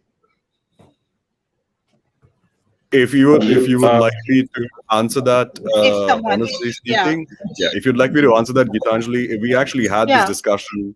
Paul, please go ahead. There's something you'd like to add. No, I think that's a valid question, Gitanjali.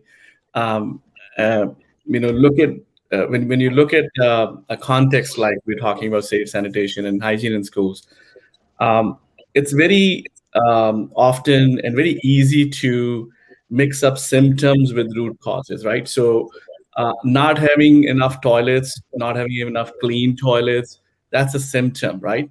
But there are underlying causes for that thing, right? And that's what your question is pointing to. It could be deficiency of resources. It could be deficiencies of priorities.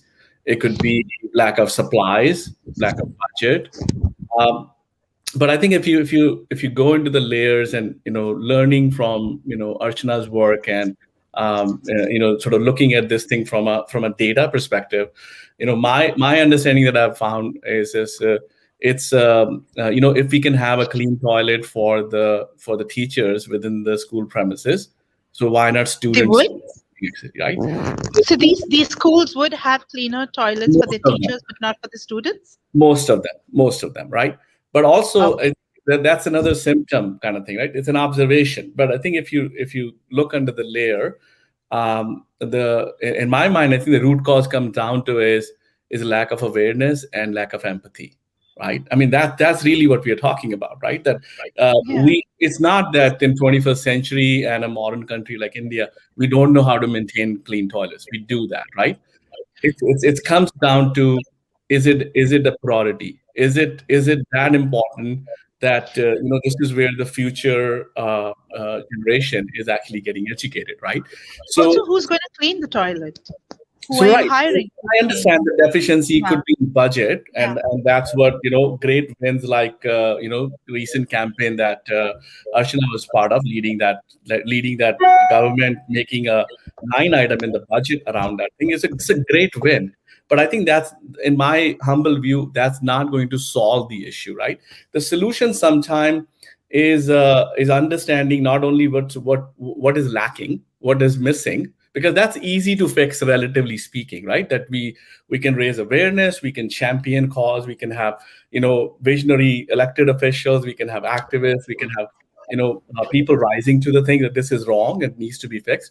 So that's like, okay, writing a check or writing a budget line item is probably not going to solve it. uh, Ultimately it comes down to is like a certain problem, which is very widespread. 63% of the schools in one state we're talking about, it comes down to is it part of our lifestyle? Cleanliness is next to godliness is part of, like, we grew up listening to that proverb, right? So it comes down to is that whether the community, whether it's a village or whether it's a town or whether it's a state, right? Or as Aditya said, as a country, is it a priority for us? Is it something, cleanliness and especially sanitation needs for young girls? Is that a priority, or because of some mental models or social models that it's a taboo, that Right. we just sort of, if we ignore So, it, then it yeah. will go away, right? So in that sort of sense, right, I think you're absolutely asking the $1 million question, which is, what is the challenge? What is the issue? Is it the issue that we don't have the bathrooms, or is it the issue that the bathrooms are there but they're unusable, or the issue is even worse, that we just don't care, right? And I think that's very Right. important to understand before we can sort of talk about the, So, right? would incentivizing, like so many schools depend or would like, I mean, of course, we are talking perhaps of aided schools, would uh, would incentivizing having a toilet, a clean toilet, a usable toilet, help in maybe schools getting competitive about something like this, saying, okay, if this, my ranking depends on this, will something like that help? Geetanjali, I would like to answer this question. So regarding this, I'm working with rural development and panchayat raj. Like for example, in Karnataka, there are like 5,000 gram panchayat members are there. So we are making it a competition. Like every panchayat member, they need to take care of their school. As a pilot, we are taking like a 5,000 schools. So when then finally, if they're maintaining the schools, like for example 6 months or 7 months, we are making it as a competition. For example, if they're maintaining it 6 months, they're winning a 10,000 rupees or 20,000 rupees. They can build a toilet or they can maintain that money for cleaning the like by cleaning the materials. This is what we are planning. And I met like a rural development and panchayat raj secretary, so he was like keen interested to do this. And in this, no, it's not only, so we are planning to create a core committee, elected representative, school teacher and students and SDMC member, management people. So this is like a transparent, and student is the main here. So whatever things are happening, the student will know, teachers will know, elected representative will know, everybody, this community is responsible for that.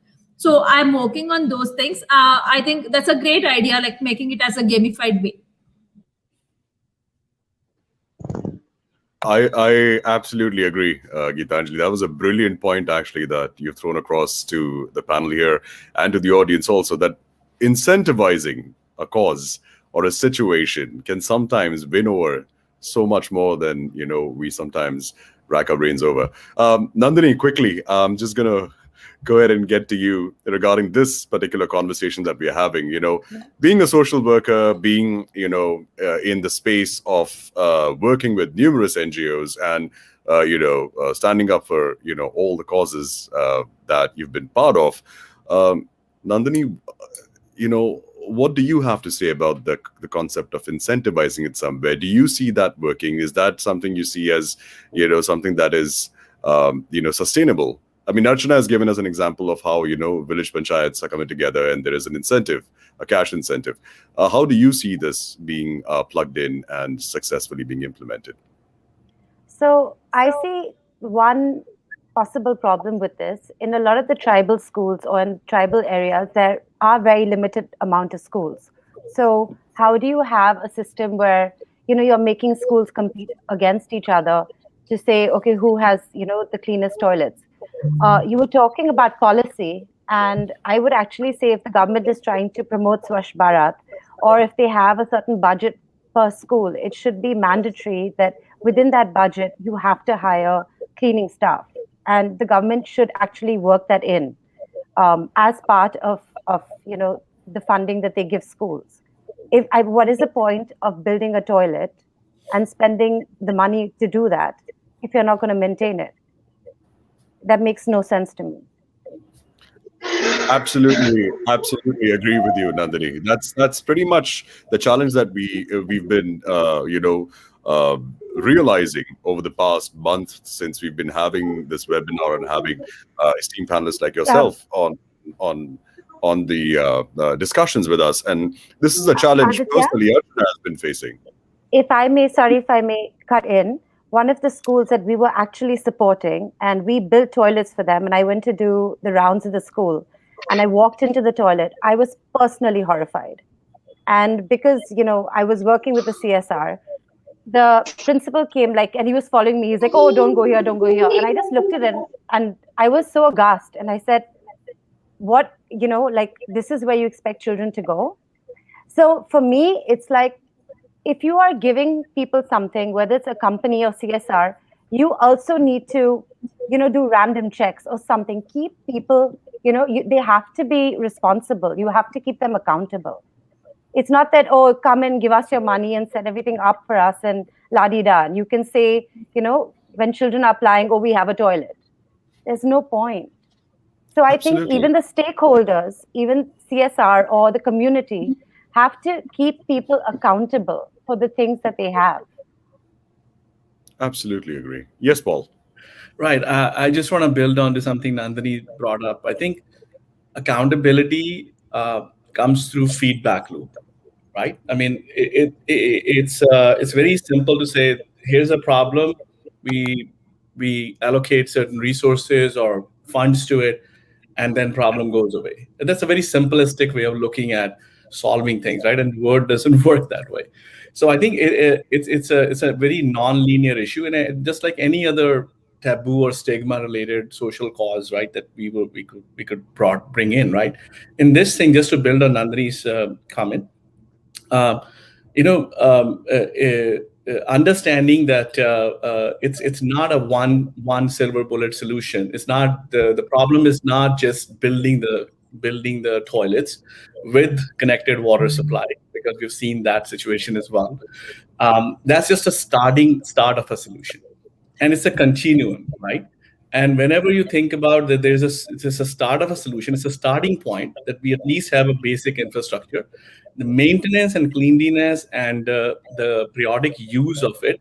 That's where I think the community engagement and community encompassing, educators, students themselves, parents, the panchayat stakeholders, and other influencers in that ecosystem need to make it a priority, right? So continuous solutions only exist and sustain because it's not just like, okay, yeah, there was a problem, we fill in the gap, and now basically we can move on to something else, because that's what is happening.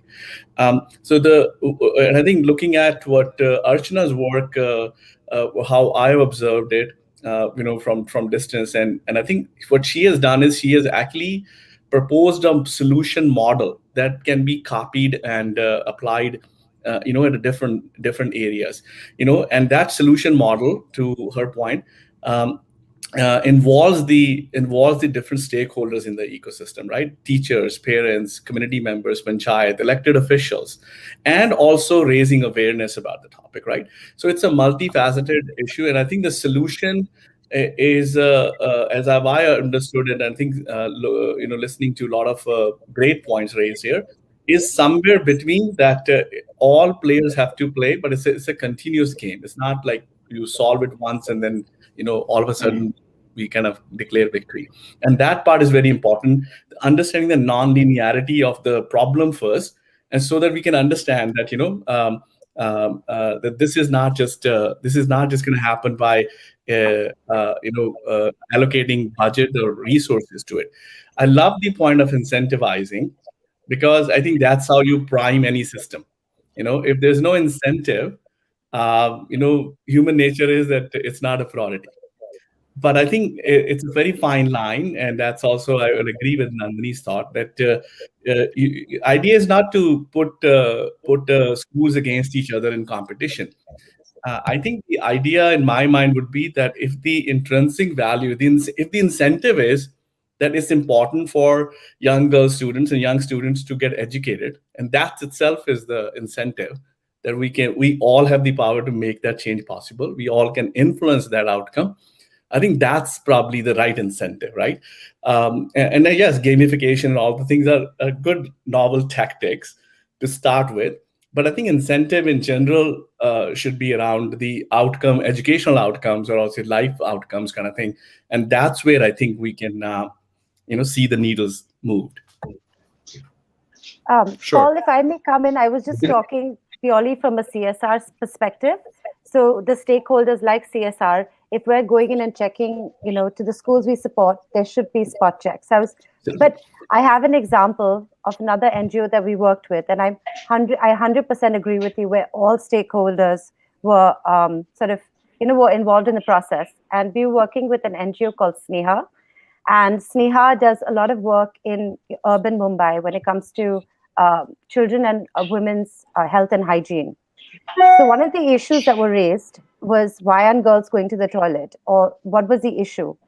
And in the night, there was no street lamps. So the children were actually taught like how the BMC works, the different departments, and they were told to write letters to the BMC. And they took up an entire campaign to the BMC. They had to go again and again and again, but finally convinced the BMC to install street lights in their slums and to clean up their toilets. So they took the initiative on.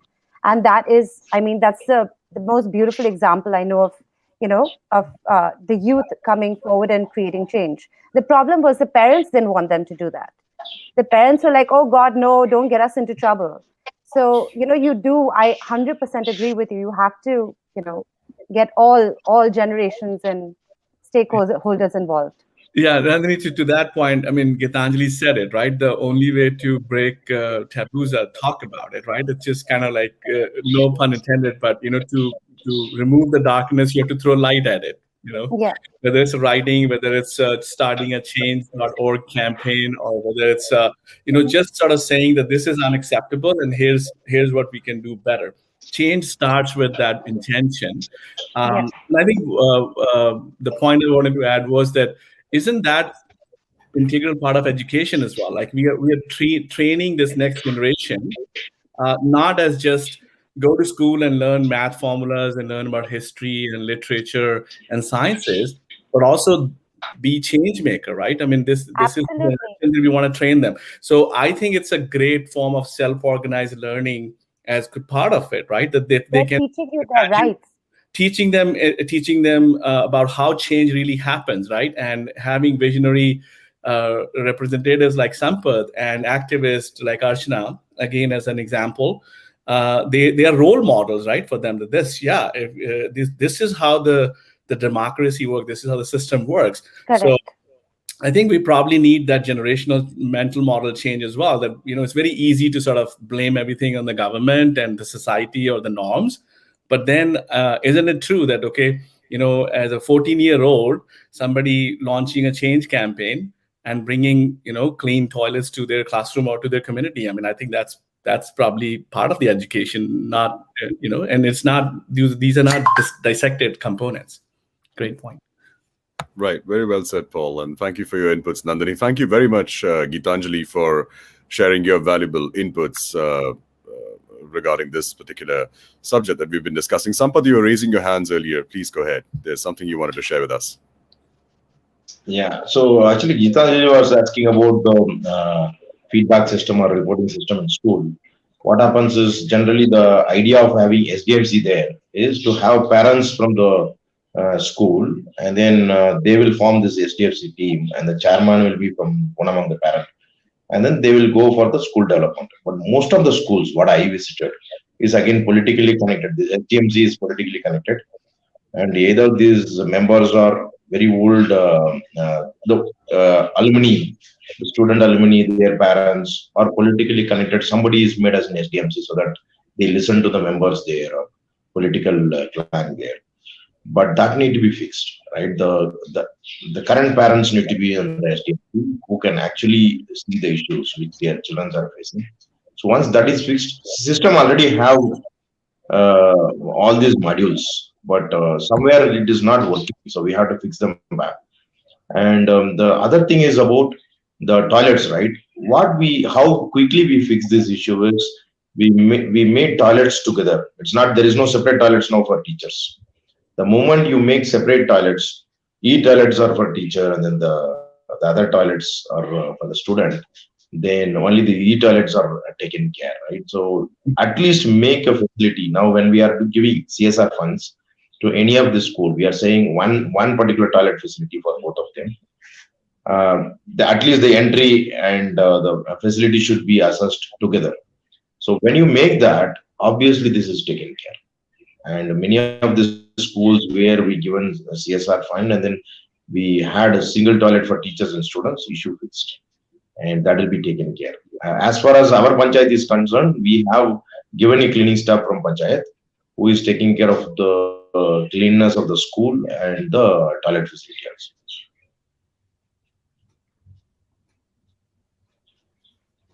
Thank you. That's Thank it you, from my Sampath, side. for sharing that with us.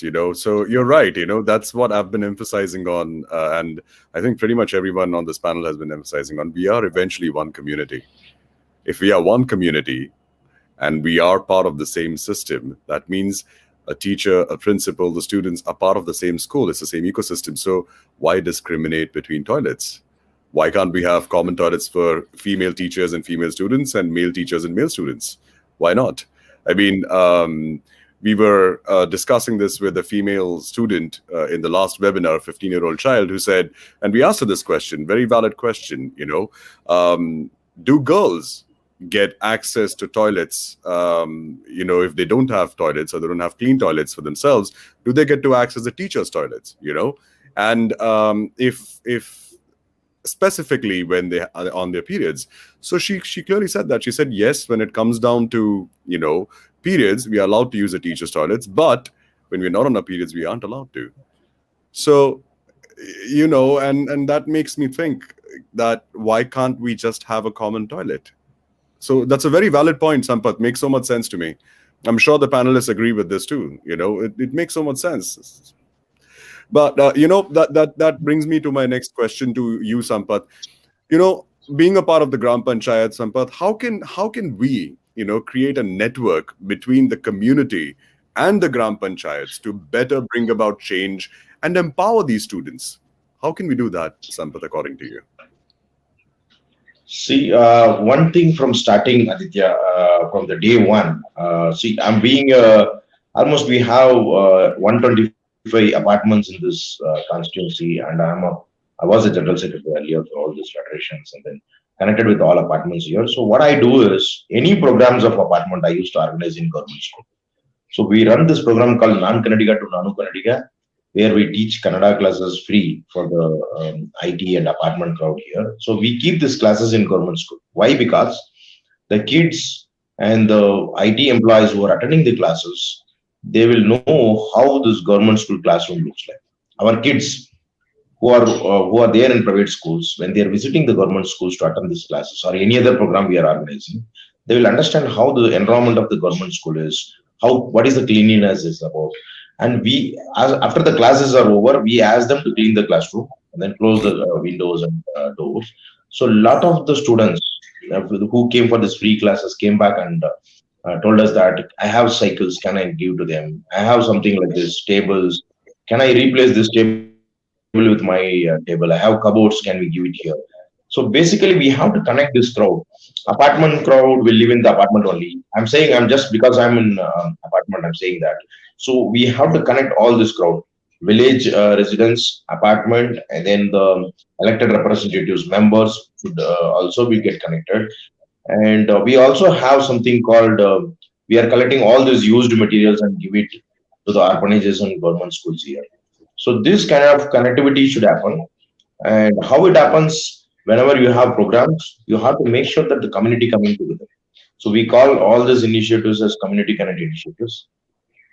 By getting these communities together, obviously people will not close their eyes and hears when they are visiting any places. They will see the things there, and as a human being, we'll try to resolve it. That is the nature of the human being. So people ask why this is like that, why the wires are exposed here. Can I fix it with my electrician? And as far as panchayat connecting with the schools, all our the as I said, we need to fix the SDMC first, and that I'm currently working on, because SDMC should not be politically connected. The SDMC should be connected with the student, right? Why I should get my person to be on SDMC, to listen to me or whatever contracts happening in school to pull it out. Many times SDMC are influenced politically, so we have to keep the students connected much with the SDMC, and their parents should be part of SDMC, and then panchayat members actually should work on ground to connect with this communities there, or elected representatives in general. Sure. Thank you for sharing that with us, Sampath. Really appreciate it. These are really valuable insights, ladies and gentlemen, because for me as an individual, or for a lot of the audiences, we don't actually know how the Gram Panchayat really functions at the grassroots levels, and how a Gram Panchayat can actually work in tandem with activists as well as with the governance, and reach solutions that are being discussed. For example, a situation that has been discussed in this webinar. So thank you. Your insights are truly valuable, Sampath. Thank you very much. I'd also like to understand from Nandini. Nandini, you've talked about Sneha, and you've talked about situations that you come about on a day-to-day basis, pretty much. Do you recommend any successful model of a community, which can be applied here? Do you recommend something of that sort? Absolutely. So in one of the communities we were working with in Shirwal, where we were discussing the importance of just waste segregation, of dry waste and wet waste. And it was very successful, but you need to also show them solutions of what do you do with your wet waste, because in a lot of these communities you don't have garbage trucks coming in. So one of the ladies actually took it upon herself to make sure that all the people in her village were actually collecting that wet waste, and she was doing the composting. So you need community leaders like that. The same goes with Sneha. The people who really understand how to work the system started talking to people within their slum and saying, look, what are the problems over here? How can we actually solve them? And they became community leaders. And they went in and they started talking a lot about the issues. And that gives them a lot of empowerment. And it shows a community that change can happen. Another example I have is we were also working with farmers in Shirwal to get them to go organic. Before the lockdown, we had a couple of farmers who were really, really interested. They owned 1 acre, a 1 acre plot, and they actually leased out another 2 acres to turn the entire thing organic. And today they are the community leaders. They're the ones who are going and talking to other farmers and trying to get them to go organic, because they're saying, look, this is the benefits of it. My soil is improved. My yield is improved. I'm able to sell it for more money. In this lockdown, these people they're illiterate, so they can't read and write, but they know how to use a phone. So they've actually learned how to do Zoom or to do like webinars and reach out to farmers in other localities where they can't actually access because of lockdown. So I think empowering people and giving them the tools to become change makers, there's so many stories out there. We just need to educate and empower them.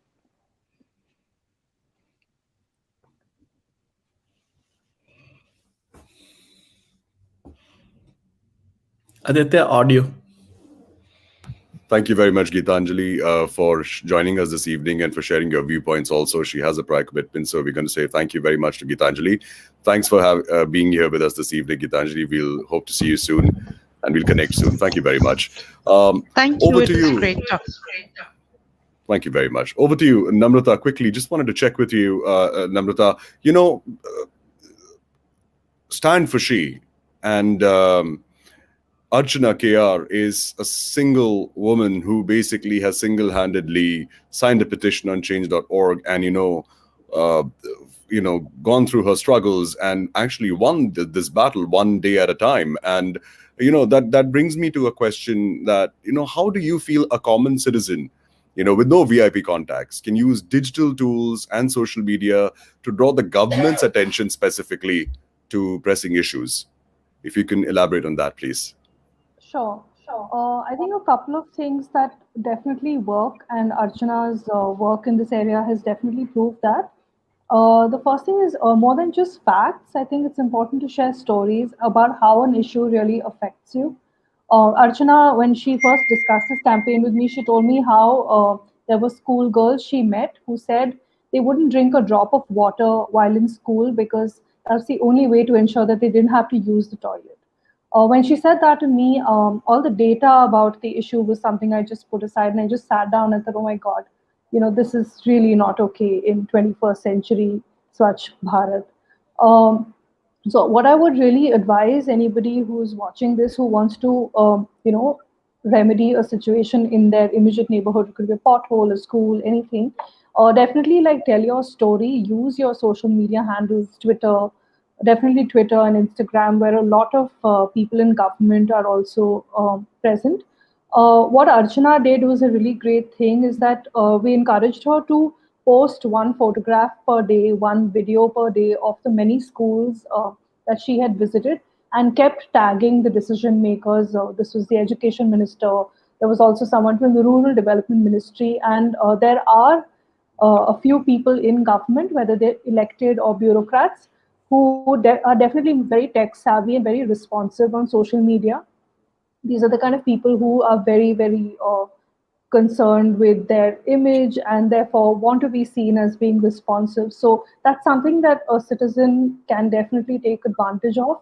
So I would say, like, share your story, post videos and content, and keep tagging the person who you want action from. Also, tag journalists who are working on that issue.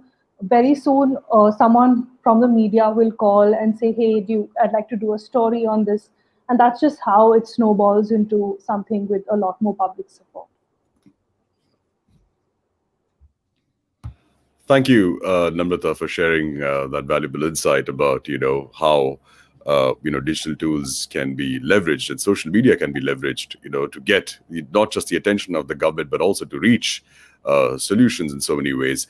Namrata, that brings me to my next question to you. In a data-driven world, how big a role does storytelling, according to you, play in any social change campaign today?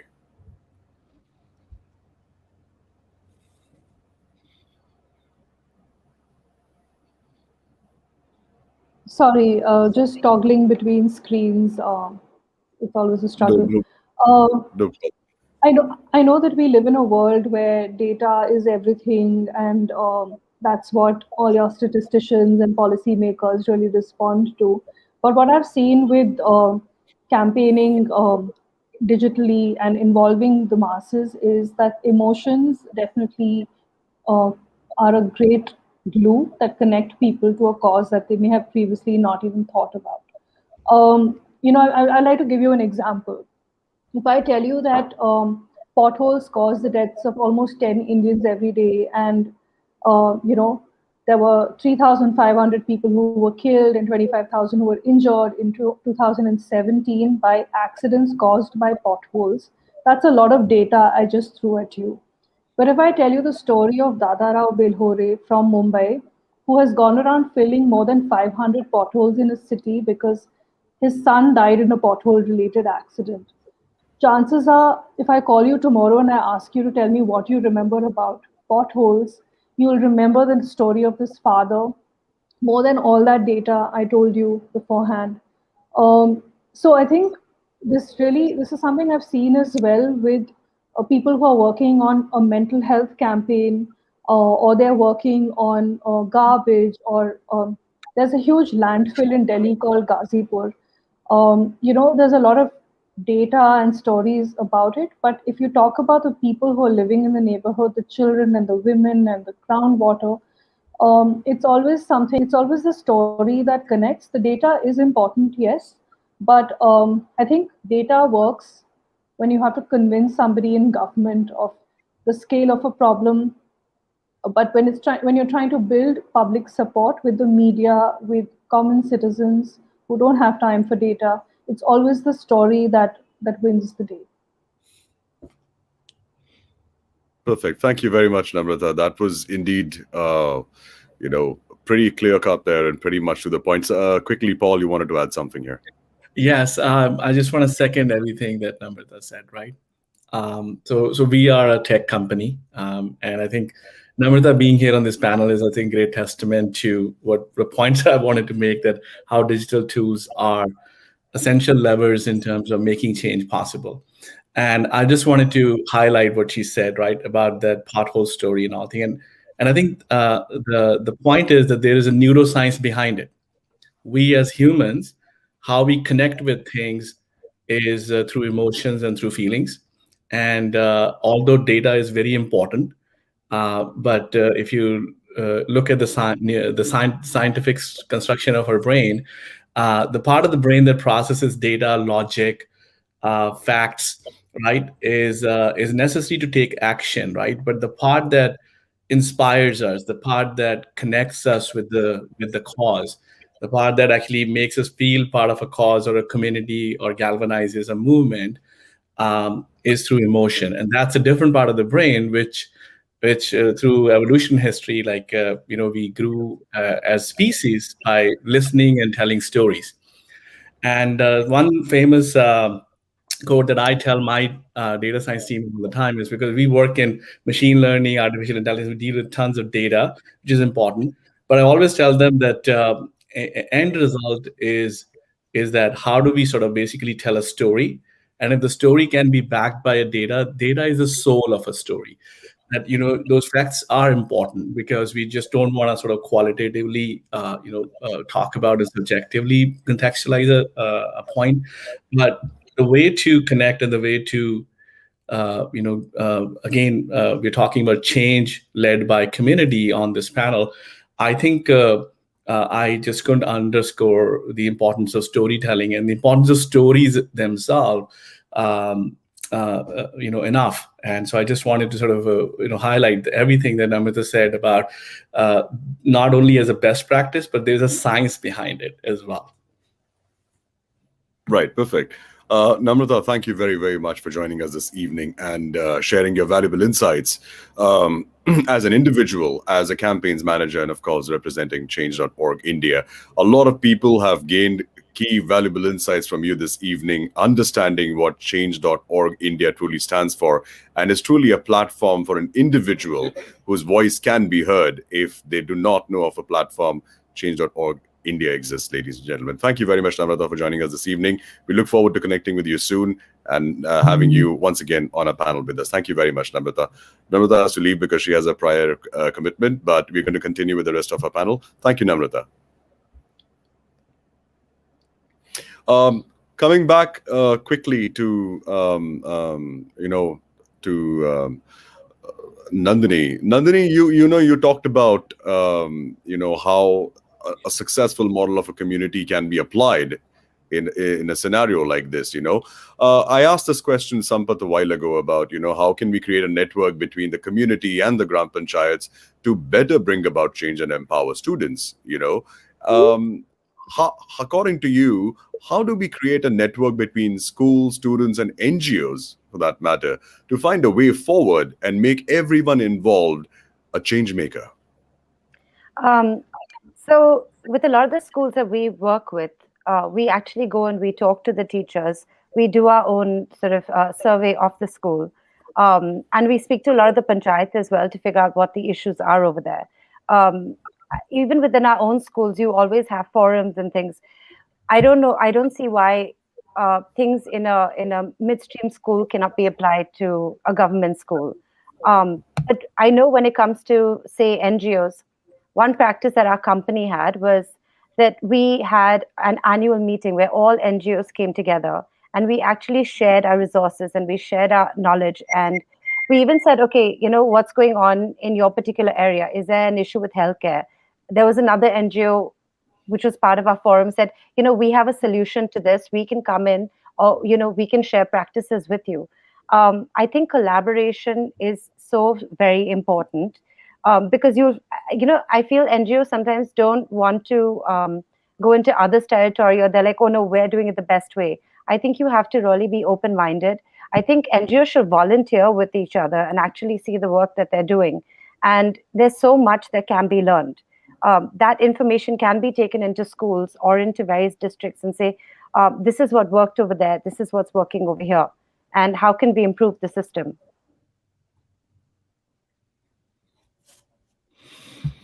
Right, Nandini, that completely makes sense to me. So, thank you for sharing that insight with us also. Ladies and gentlemen, we are nearing the end and rather have overshot our time for this particular panel discussion. Before we close this session, I'm just going to quickly go ahead and ask, one last question, and this is towards Paul. Paul, you've talked about one gen being you know a storyteller in so many ways. You're talking about being enablers of hope to so many voices that are not being heard, are not listened to, are not, they don't have a platform to communicate their messaging. So talking about digital technology and tools as a solution, how can we, so I'd just like to know from you, how can we leverage digital technology and tools as a solution? And how can digital technology create awareness? Awareness being the key, which is pretty much what we've been discussing through this evening, that somewhere we all realize that awareness is the key that we are missing here. So if you could elaborate on that, Paul. Absolutely. And I think awareness, I'll segment into two parts, right? One of them is just awareness about the topic itself, right? Sampath brought up an example about there was a pipe blocking the road, and raising awareness, led to some call to action, and then change happened, right?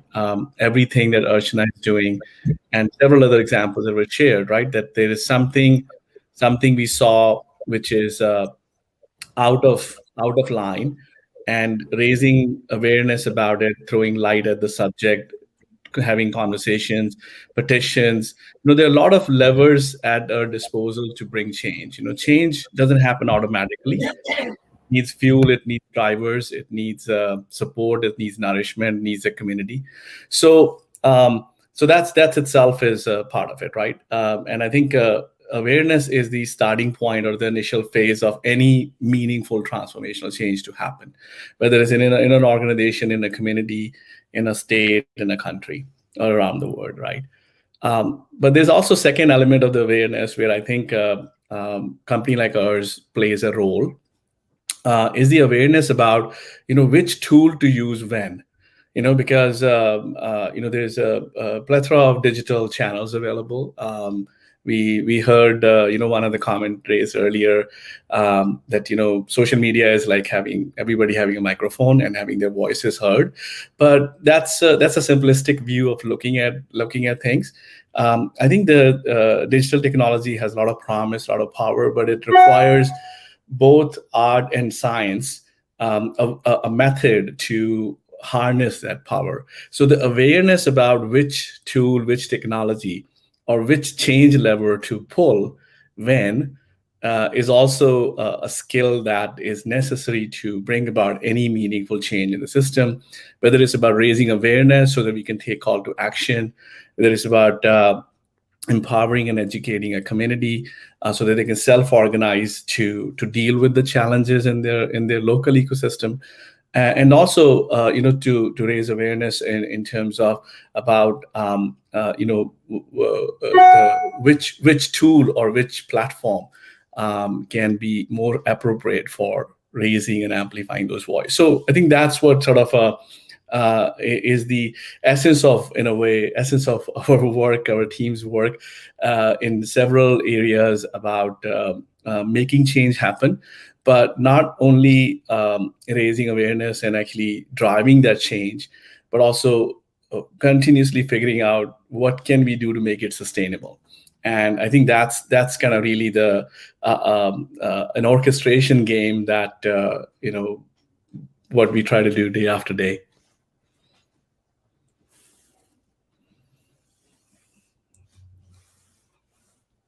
Aditya, you're on mute. Thank you very much for sharing how One Gen, is able to provide digital technology and tools as a solution to activists and so many other voices within this country and, of course, globally too. So you're right, Paul. It is about sustaining, not just providing solutions, but at the end of the day, being able to sustain these solutions. I think all of us on this panel agree to this. That we can all find a route somehow and look at a problem and say, okay, this is the way we can go about and bring the solution. But sustaining it is equally important, ladies and gentlemen. So I think the larger takeaway from this webinar and discussion this evening is that we are all key stakeholders of the same community. I think awareness is pretty much the key. And I also feel that it's time that we all start coming together as a community and start driving this force that exists within us and bringing about change, because eventually we are the change makers, right? So on that note, I'd like to thank all our panelists. Thank you very, very much, ladies and gentlemen, for joining us this evening for this panel discussion. It's indeed been a pleasure and an honor to have all of you here this evening with us. And I'd like to personally thank each one of you for taking the time out to give all your valuable insights this evening. The discussion being change, community helping accomplish necessary growth and empowerment, which will pave the way forward to come together as one community, one nation, and bring about change through awareness, empowerment, and action. Thank you very much to our panelists. Thank you very, very much, ladies and gentlemen. Thank you. This evening. Thank you. Well, ladies and gentlemen, some of you may have joined us a little late, and we have a video that we played at the beginning of the conference. I'm going to leave you with that video. And before I go ahead and run that video, once again, I'd like to thank you for joining us. To the audience, the responsibility of bringing about change lies with each one of us, and it begins with us. So let's come together as one family, one community, one nation, and let's make this world a better place in one generation. Ladies and gentlemen, I'm your host, Aditya Mathur, signing off. Have a good evening. Thank you very much for joining us, and hope and look forward to seeing you next month for our next webinar and broadcast. Thank you very much.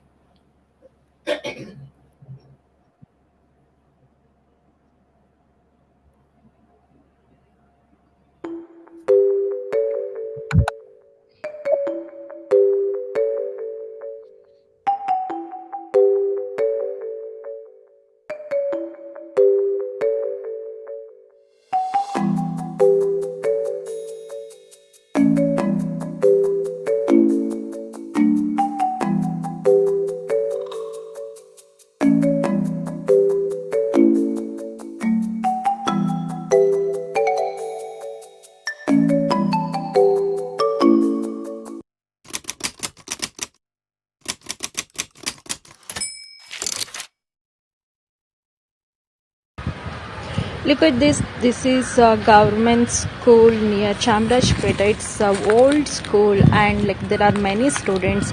Look at this toilet room, how it is toilet room. Students can't use this toilet room, and they're going for the open defecation here.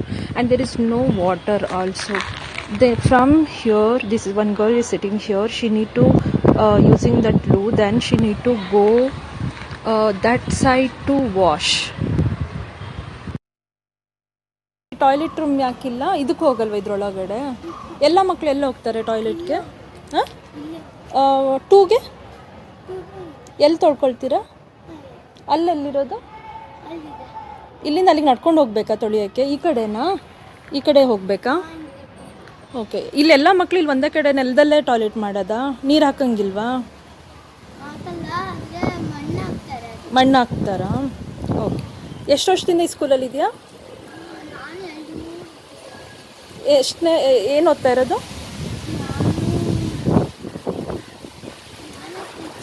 Okay.